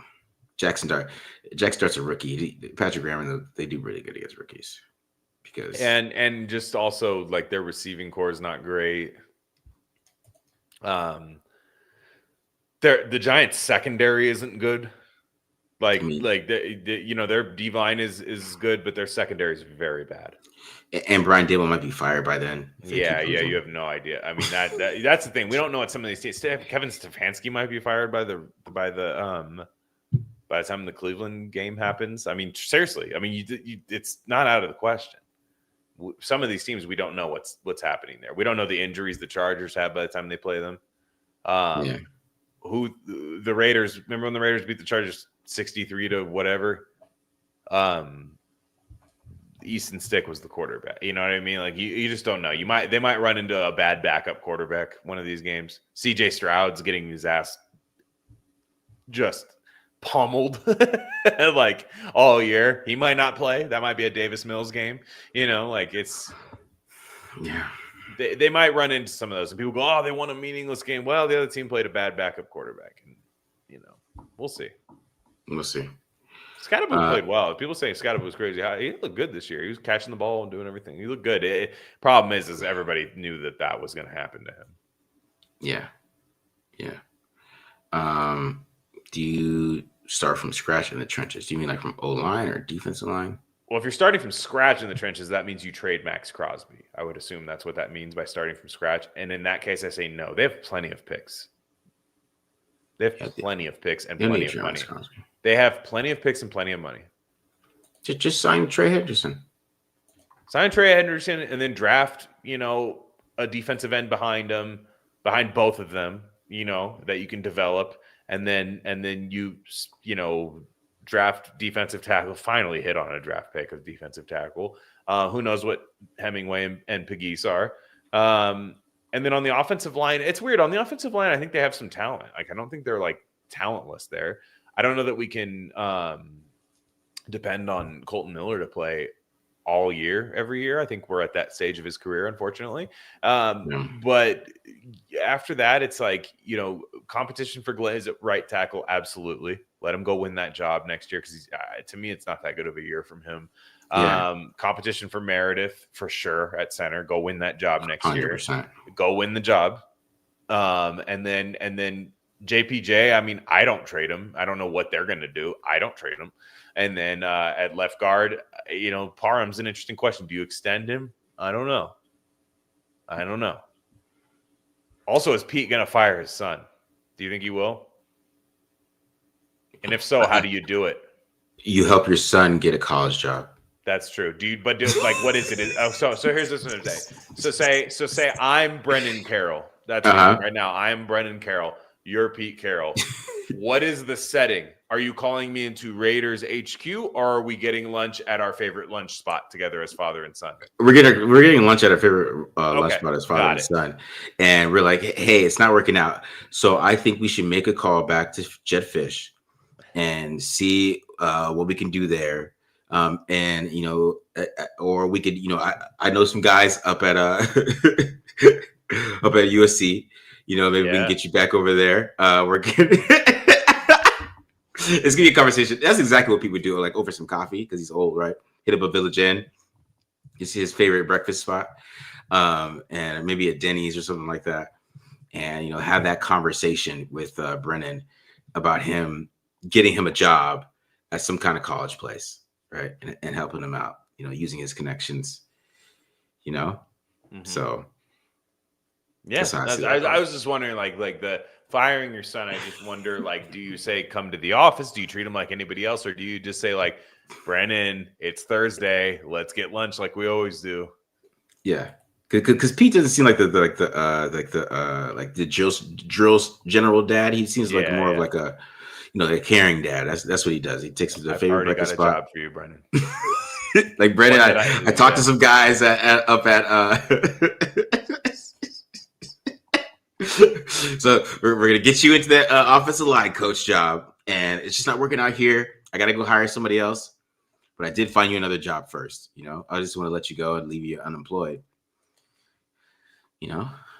So yeah. But I still feel like they're gonna blame Chip for everything. They're gonna be like Chip control over everything, and But if you bring in a new OC, you don't have to keep Brendan Carroll.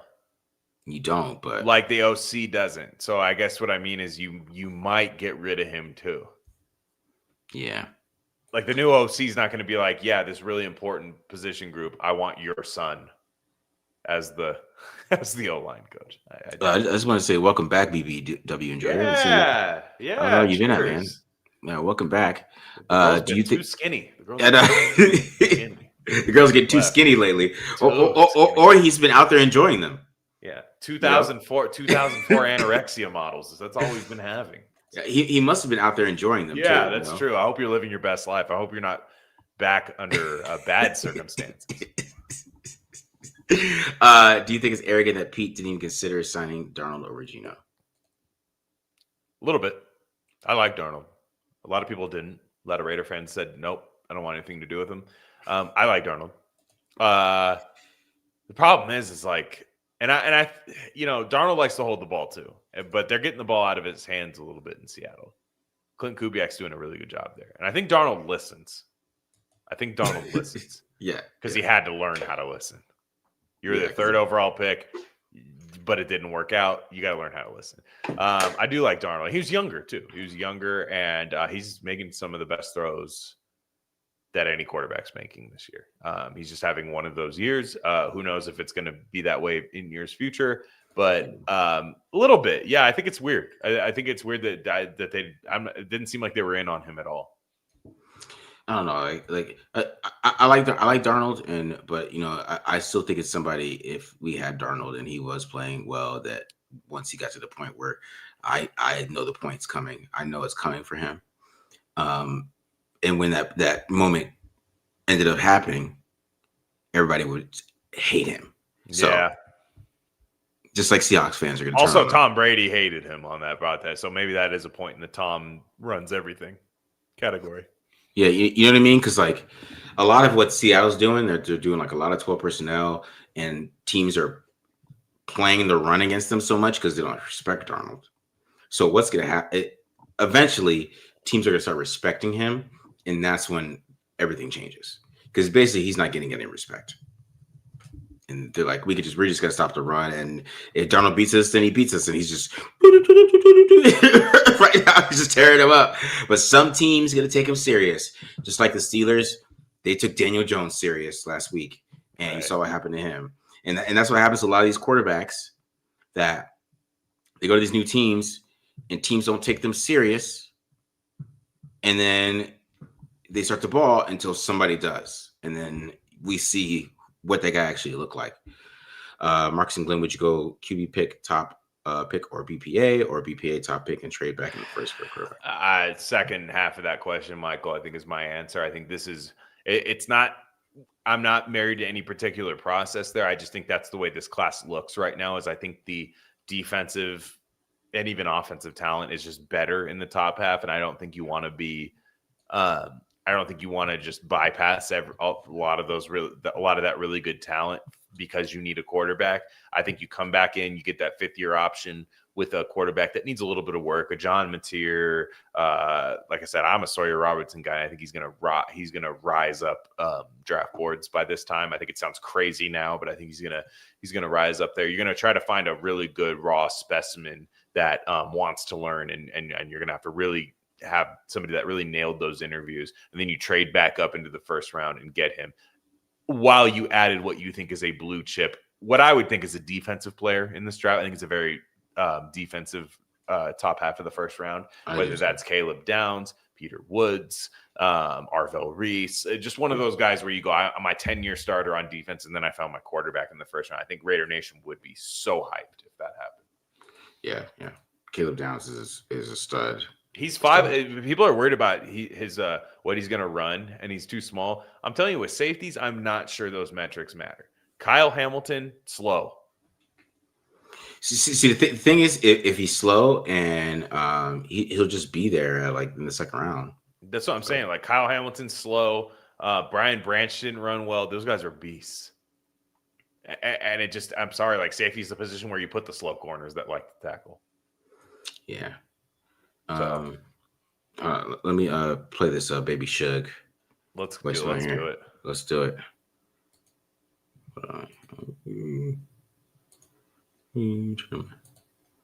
Some sound on.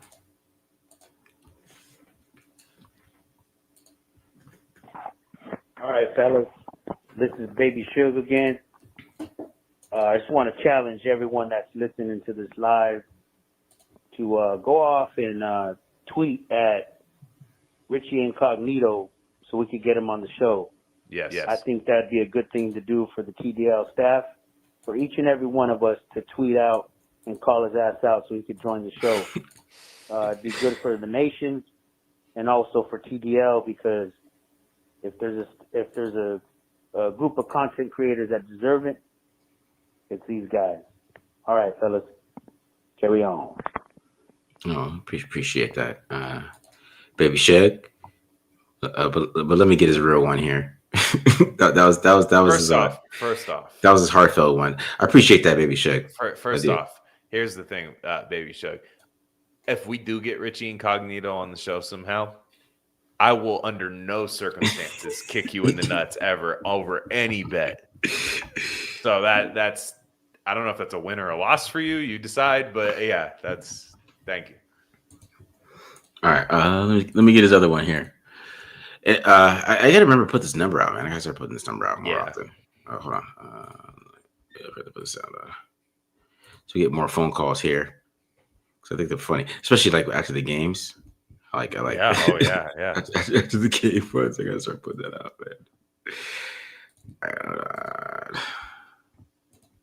man. Sound. What up, Marcus? What up, Matt? What up, Glen? This is Baby Shug. Just want to say what's up, and I got 2 questions for you guys. One is, how the hell are the Broncos 8-3? That baffles me. That's a big surprise. 2, who is going to win the AFC West? Actually, so now there's 3 questions for you. The third one is, who are the top 4 teams in the league? NFC and AFC. 2 from each side, please. Hey, man, Marcus, I know I said some rough stuff on that last one. This time, I'm going to keep it filtered and PG, if you know what I mean. And I appreciate you guys. You guys are the best content creators that put out Raiders stuff. I love you guys. And, I'm going through some shit.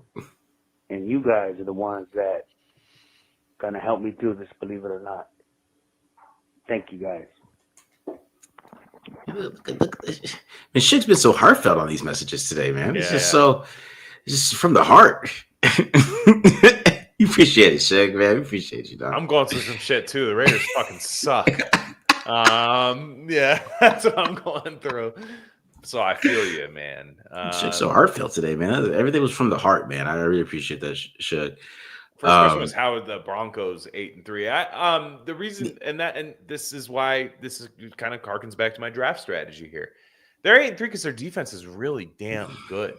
Yeah, really good. I mean, they were without Patrick Surtain, and it's still kind of a no-fly zone out there. And that's why Bo Nix, you watch Bo Nix, he's not that good. He's really not that good, but he makes a couple big throws. And that's why I'm not that picky on quarterback if I know we're building this defense up. And I know we have Ashton Genty, and I know there's Brock Bowers. Does a guy have the arm to get it to him when I need it? That's what I would need out of my quarterback. And does he have it up here? And I think Bo Nix has it up here. I do. I think he's mentally very strong. I just don't think he's that good of a quarterback. That's why they're 8-3. And And Sean Payton didn't get fired after everyone wanted him fired. Yeah. Trust your coach every once in a while. Sean Payton probably should have been fired. If Sean Payton was coaching the Raiders those first couple of years, trading for Russell Wilson, doing all that stuff, they'd want to fire Sean. Oh, we'll never trust the team again. Da, da, da, da. And Broncos fans were doing that, and they didn't listen to him. Now they're the best, close to the best team in the league, I should say. Or like when Van Joseph gave like 70 points to the Dolphins, remember that? Exactly. That's what I'm saying. Like, so they actually trusted their coaches, developed continuity, and that team plays together as a team. Even though I don't think they're not going to make my top 4 that we do in a second. Yeah. The Broncos are 8-3 because of that defense. The defense is ridiculous. Like, because the problem is with, like, we talk about the offense and how Geno was looking, but the big problem with it was just how the Broncos were playing them, and he was in hell. So yeah. In every way, shape, and form, he was in hell. And the two best teams in the AFC and the NFC. So the NFC, still the Eagles. Mm-hmm. I'm gonna go the Rams. Damn. I'll go Eagles and Rams. And what's your answer? Because I just trust it. If we get to the playoffs at this point, like there's 2 teams that I trust, right, from the NFC. It would be either the Rams and the Eagles, right? And they played each other in the playoffs last year, so they knocked each other out. But Stafford and Jalen Hurts are like the playoff quarterbacks that are left. Yeah. Like, do I trust Sam Darnold to beat Matthew Stafford in the playoffs? I don't know. You know what I mean? Yeah, super sharp. But you didn't ask a question, Conscious. I was good. Holler in the third. And learn from QBO recovery. I mean, I can't do Drew Aller. Drew Aller has not put good. He hasn't done anything good in college. I just hope you know that. Yeah. You cannot point to the Drew Aller game that was unbelievable against a team that was worth a shit. It hasn't happened. And he's like 6. He's like, that's what I'm saying. That's why I'd rather take Cole Payton, because he's Cole Payton's size and he doesn't do anything on film. Yeah, true. You know what I mean? But back to what I was saying, NFC, it'll be those 2 teams. That's who I trust the most. And like even Baker with the Bucks, like I still think like Matthew Stafford is just gonna just be enough. Because we talk about quarterbacks, yada yada yada. We need a quarterback. But the playoffs is when the quarterbacks kind of separate themselves. Mm-hmm. And I just think those 2 guys kind of separate themselves. AFC, it's still hard for me not to be like Chiefs and Bills. Yeah, it's not Chiefs and Bills. Mm-hmm. Yeah. It's just hard for me to do that. I know the Chiefs record, but it's also not, like I just said about Sam Darnold. If the Chiefs go into Indianapolis, and Indianapolis has a bye, we all could see Daniel Jones having like the worst game of his life. And then Patrick Mahomes and them finding a way to win that game. And then it's Bills versus Chiefs AFC Championship all over again. Right? So it's Bills and Chiefs for me until it's not Bills and Chiefs. That's how I look at it. Yeah, so in the NFC, I actually agree with you, but just for the sake of being a little bit different, I'm going to say that it's Eagles and Seahawks are the 2 best teams in the league. Okay. I think the Seahawks are playing damn good defense. They're explosive. Now, can they run the ball the way they need to? I feel like they have an efficient run game. I don't know that it's explosive. So if you have a couple Sam Darnold dud games, like is that running game able to dig them out of there? They go make that trade for Rashid Shaheed, who I think is a really, really good receiver. And they've got a lot. Torrey Horton's having a nice rookie season for them. JSN. I mean, that receiver, Elijah Arroyo, Barner, AJ Barner. That is a damn good pass catching core. Their offensive line seemed to figure out they got Gray Zabel in the first round. He's playing really well, and Charles Cross has developed. Again, another reason why you need to trust these rookies and let them develop. Charles Cross is having a nice season there. So I'll say that. Yeah, I think they might run into that Darnold problem in the playoffs, but I don't know, man. This might just be a weird Joe Flacco year for him as well, where you get that Joe Flacco Ravens year, where you're just like, actually, what if he's just out of his mind? What if we just get that one year? Maybe next year is when it falls apart. But I'm with you on the Eagles. It's tough. They made a couple big trades, Jalen Phillips and Jair Alexander. I fully expect them to. They fix their problems. That's what's really crazy about is they do what every fan wants to do is go fix the problem immediately, and that's what the Eagles do. AFC, little tougher. I am going to say the Bills are the best team in the AFC, and the Colts. You're going Colts, okay. Daniel Jones, look, he had a horrible game against Pittsburgh. This may be the start of a little bit of a slide, and I think he's going to have about a 3-game stretch where you're like, shit, never. The memes are going to come out. The New York Giants fans are going to feel vindicated. All that stuff's going to happen. I think he's going to bounce back. I think he's really good. I think they're built to win. They make that trade for Sauce Gardner when their secondary is already pretty damn good. They are going to have to win some outdoor games to impress people. But you have Jonathan Taylor and a good offensive line. Why can't you? So I will say that. The Chiefs, I get why people pick the Chiefs. I get it. But there's something missing from them. There's just something missing. They didn't make any moves at the deadline. There's something missing from them. Yeah. They might sneak into the playoffs, but I just feel like they're going to run into some problems. Yeah. I don't know. I just don't. It's hard to have somebody beat Patrick Mahomes. It hasn't been. I mean, only Joe Burrow has really done it, right? Only Joe Burrow and Lou Anarumo on defense, who's doing a great job for which team? Indianapolis Colts. Yeah. And Kansas City has never won in Indianapolis. That's why it's like that type of game is like the ultimate where they actually go in there and win and be in the playoffs because he's never won there. Yeah. I don't think he's ever beat the Colts, to be honest. And by the way, I see Chargers in the chat. They lost Joe Alt for the year. I'm sorry. They need him to do that. That's a horrible injury for them. That's Greg Roman's their OC. Yeah, that's about as bad of an injury to a non-quarterback as you can have on your offense is Joe Alt. Yeah. The Chargers have good coaches. That's why and they don't have and then all the players get hurt. So they don't have that super supreme talent anymore, but they have good coaches over there. So they're going to beat bad teams. Mm-hmm. But when they play good teams, it starts to show up. Like the Colts blew their ass out, almost like the Raiders did. I don't think the Chargers are going to make the playoffs. You think they missed the playoffs? That'd be crazy. Well, I think the Broncos are going, and I think the Chiefs are going. Are 3 teams coming out of the West? I don't think so. Yeah, you got a point. I know because you look at it like. The Chiefs are going to be competing. Like, don't sleep on the Ravens either. Like, the Ravens have an easy schedule going throughout the year, and they're starting to play pretty good ball right now. To say that the Chargers are a playoff team right now, you have to say that the Patriots are going to fall apart, the Bills are going to fall apart. I don't know. Maybe the Patriots, but Drake Mays. What is the Ravens' record right now? They're bad. I mean, don't get me wrong, they're bad, but haven't they won their last 2? They're 3-5. They're 3-5, but if you look at their schedule, look at the Ravens' schedule coming up. It's not tough, is what I mean. And Lamar is back. They have talent. They're not some untalented team. So it's like they're interesting. You look at the Ravens' schedule coming up. So they have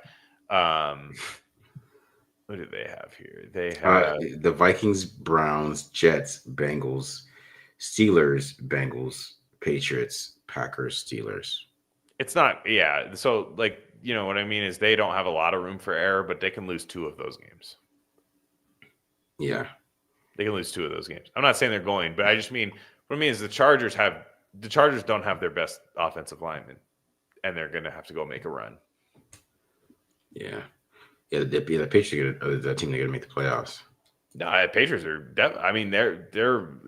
it's still insane that the Raiders beat them, honestly. But because I thought they looked horrible against the Raiders, but they're good enough. Them and the Bills are going to go. So what I mean is, if you have Broncos, Chiefs, Bills, Patriots, you're not going to have a team with 3.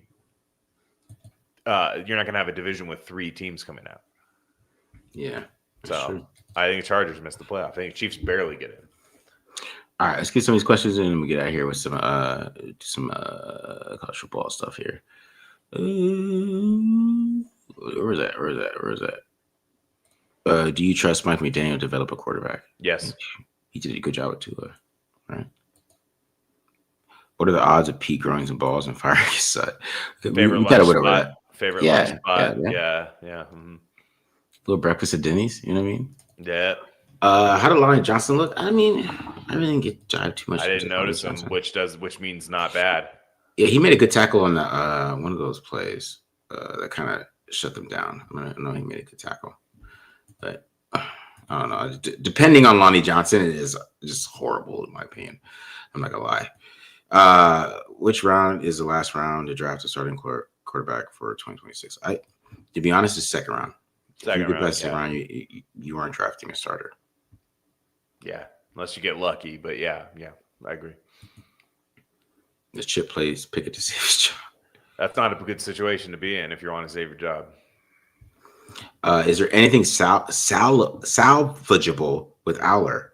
I was struggling with that word. Goddamn, he has a size, but it's never impressed.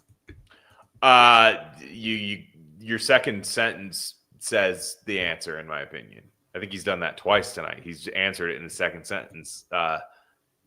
No, I don't think he's a good quarterback. I'm sorry, I don't see it with Drew Aller. Somebody said, "Hey, Marcus, where's Sean Sidney, sweetie?"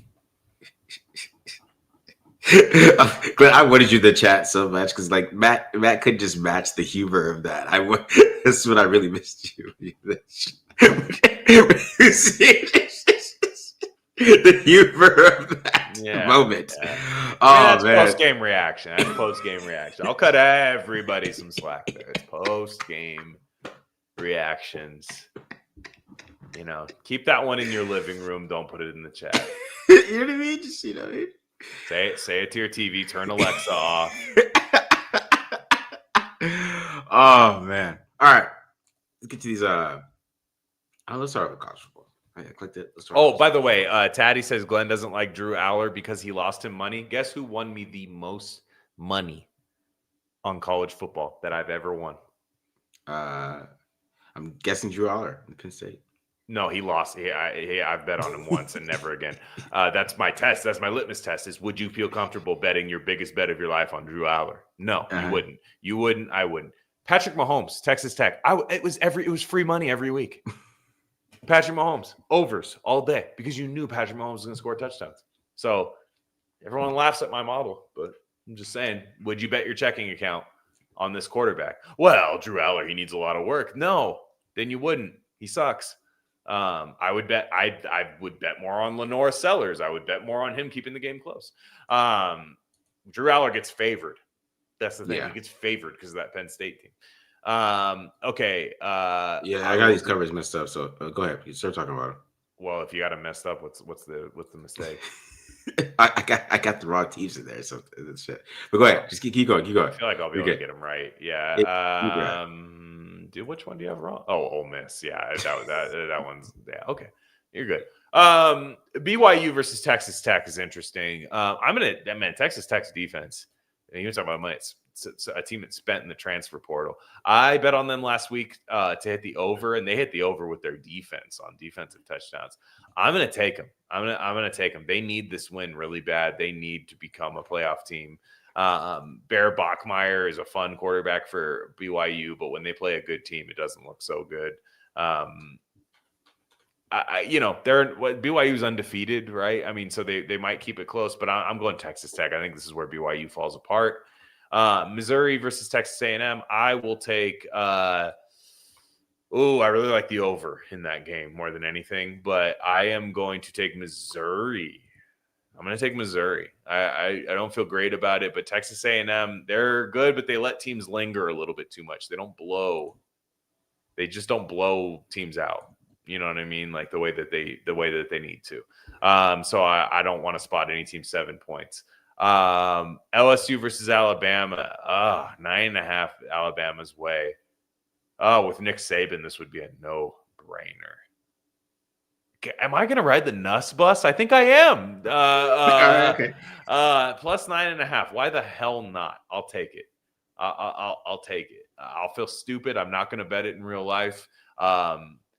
Oregon versus Iowa. My dad told me to bet Iowa plus 6.5, but I just can't do it. So we'll see if my dad's right about that. Like, why do you tell you to do that? What is he feeling? I think Kirk Herbstreit said something about that. And then my dad was like, I think he's right. And he said, this is the time of year somebody loses at Iowa. Apparently this time of year, people lose at Iowa. It's just that time of year. You know, you have like a dud game at Iowa. They always have a good defense and good like kind of run game. I could see that. You know, there's just always seems to be that case. I will say my bet of the week is not on here. This is a game that's on the damn CW. They might play the Flash after this game. But Stanford plus 7.5 against UNC against Belichick. UNC sucks. Stanford can score some points. So that's my actual bet of the day if you guys are actually playing anything. But go ahead, Marcus. I'm going to run to the bathroom while you make your picks. Okay, I'm going to go BYU covering against Texas Tech because I think BYU is actually a pretty good team. They're kind of underrated. I'm surprised they have this huge spread, to be honest, because they're a pretty good team. And you know, I think their comeback against Iowa State kind of showed what kind of team they are, in my opinion. LSU versus Alabama. LSU just fired their coach. I think they're going to be hype after firing their coach. That they're going to cover. They're going to cover this game. I think Bama's going to struggle a little bit. LSU's defense is really good. You know, what's his name? Delane. Delane is a stud. I really like Delane. He could play corner. I like their safety. I literally want to draft the LSU secondary for the Raiders. So that's why I think they're going to hang in this game because the other I can't think of that dude's name. It's like Arville something. Not Arville Reese, but like number 13 is a stud. And then they have Mansour Delane. That dude's a stud. I'm going LSU to cover that game, though. Missouri versus Texas A&M. I think Texas A&M wins that easy. Texas A&M is probably one of the most underrated team in college football. They are dominant. They're a pretty dominant football team. They're just underrated from like every single aspect of everything that we think of. Texas A&M is, I mean, they're undefeated. They beat everybody else. Yeah, they're just a damn good team. Yeah, that's his name, AJ Hockley. Holy shit, that LSU secondary is crazy. And yeah, that's what I'm thinking about. The guy who like Matt was breaking down the LSU secondary, breaking down the corner. I started watching the safety because that dude was just a stud all over the field. And then Oregon versus Iowa. You know what? I'm kind of agreeing with your dad here. A little bit. I think I might take Iowa this plus 6.5 because Oregon really hasn't played anybody. If you think about it. Penn State, but what does that mean at this point?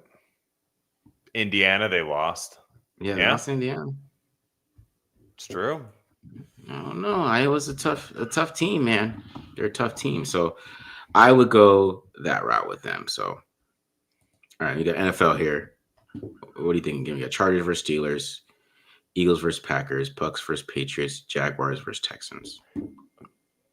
Okay. I would say so. My bet of the day again is the over in the Arizona-Seattle game. Okay. 45 points. I think Arizona scores points. Seattle scores points.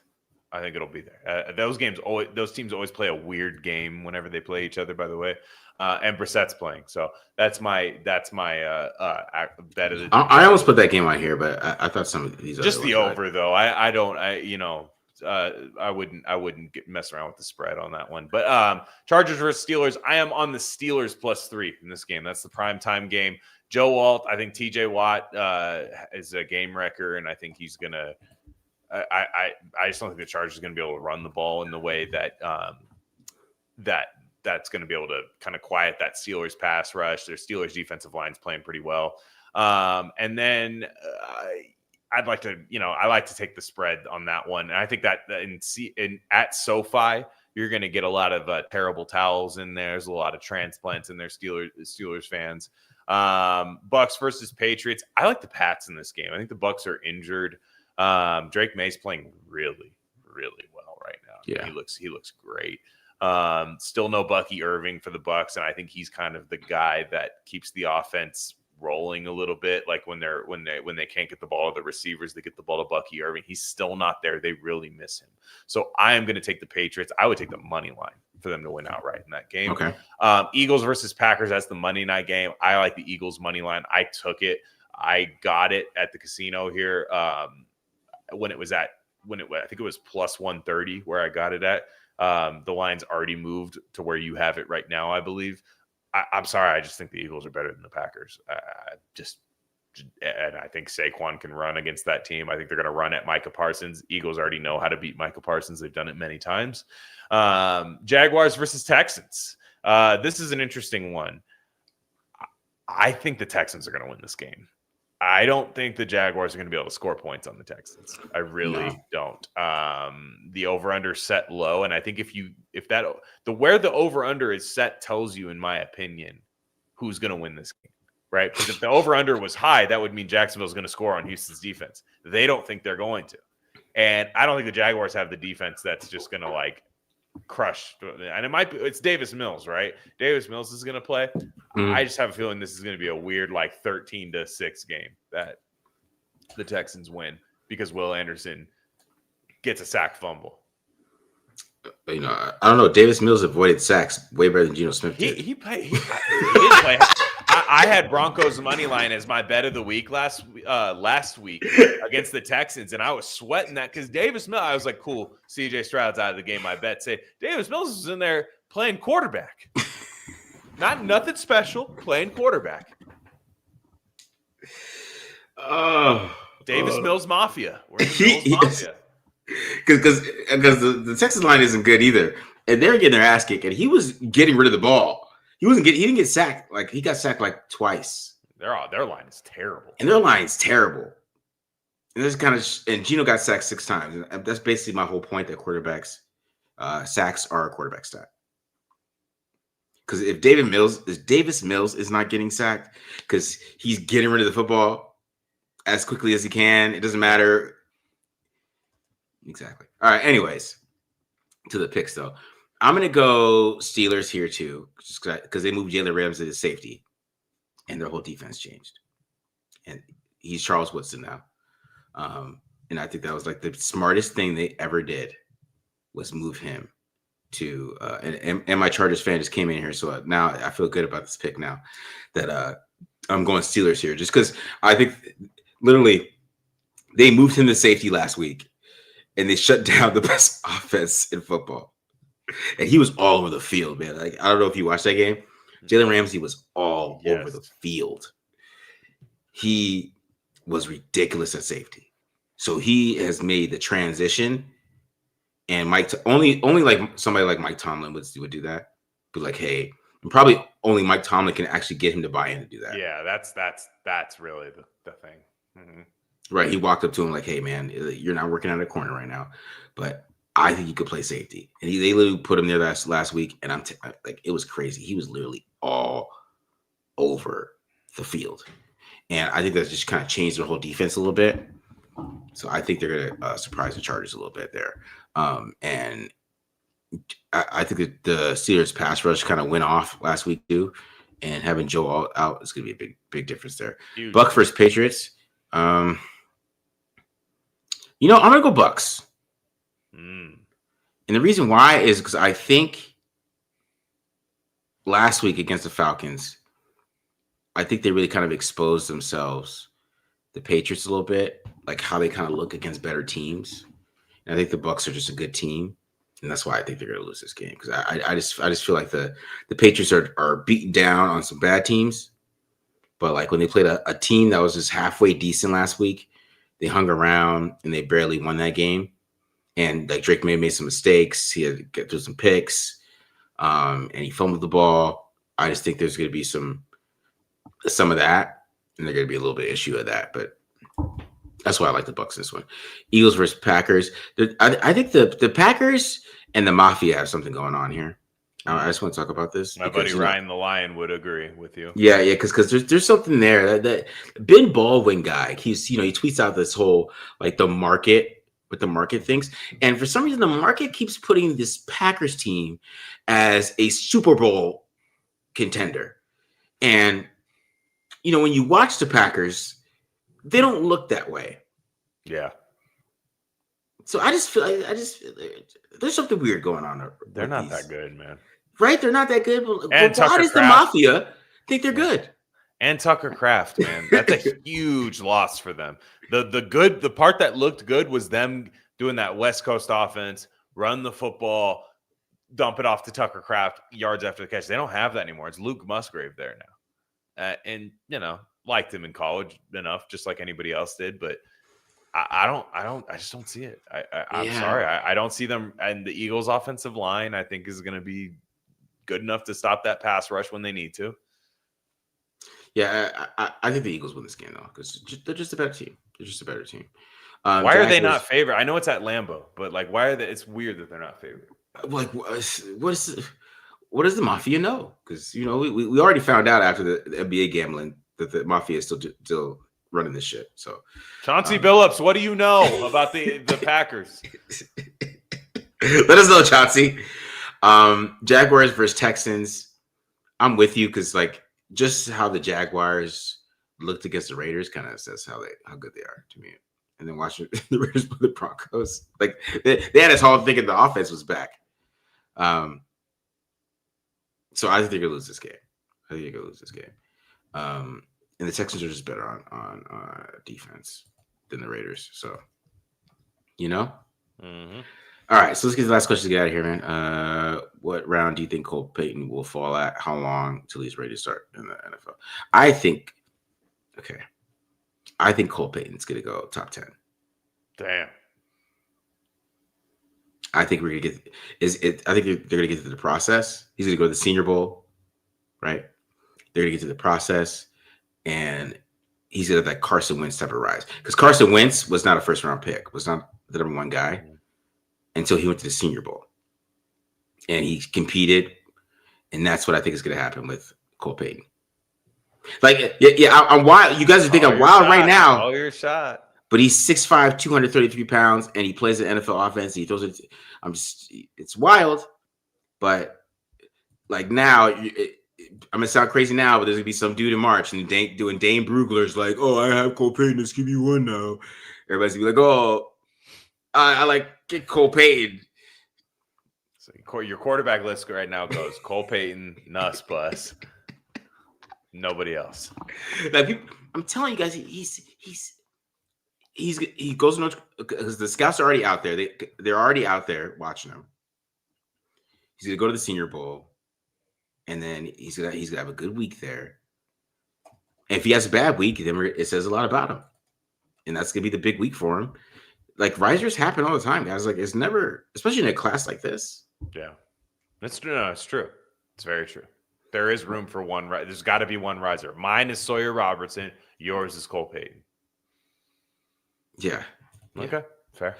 And if the Raiders take him and he ends up being good, you know, because I don't know. I just feel like there's a lot to work with. He's 6'5", 233 pounds, guys. And he already has 700 rushing yards. And he literally could take the ball from any moment and he could take it 70 yards. He's 6'5", 233 pounds. Damn. Yeah, just remember that. You heard it here first. All right. If we win 4 games, you think you'd be able to draft Sellers? If he comes out, yes. Yeah, hell yeah. Would you have Glaze compete at next year as guard? Yeah, sure. Hell yeah. Because I would bring in competition at right tackle. And if he loses that, can you compete at guard? His arm is. If you talk about Cole Payton, his arm is huge. He's a huge arm. Yeah. He's 6'5". He can run. He's 230 pounds. He has a huge arm. He anticipates. He runs an NFL offense. He does the bootleg all the time.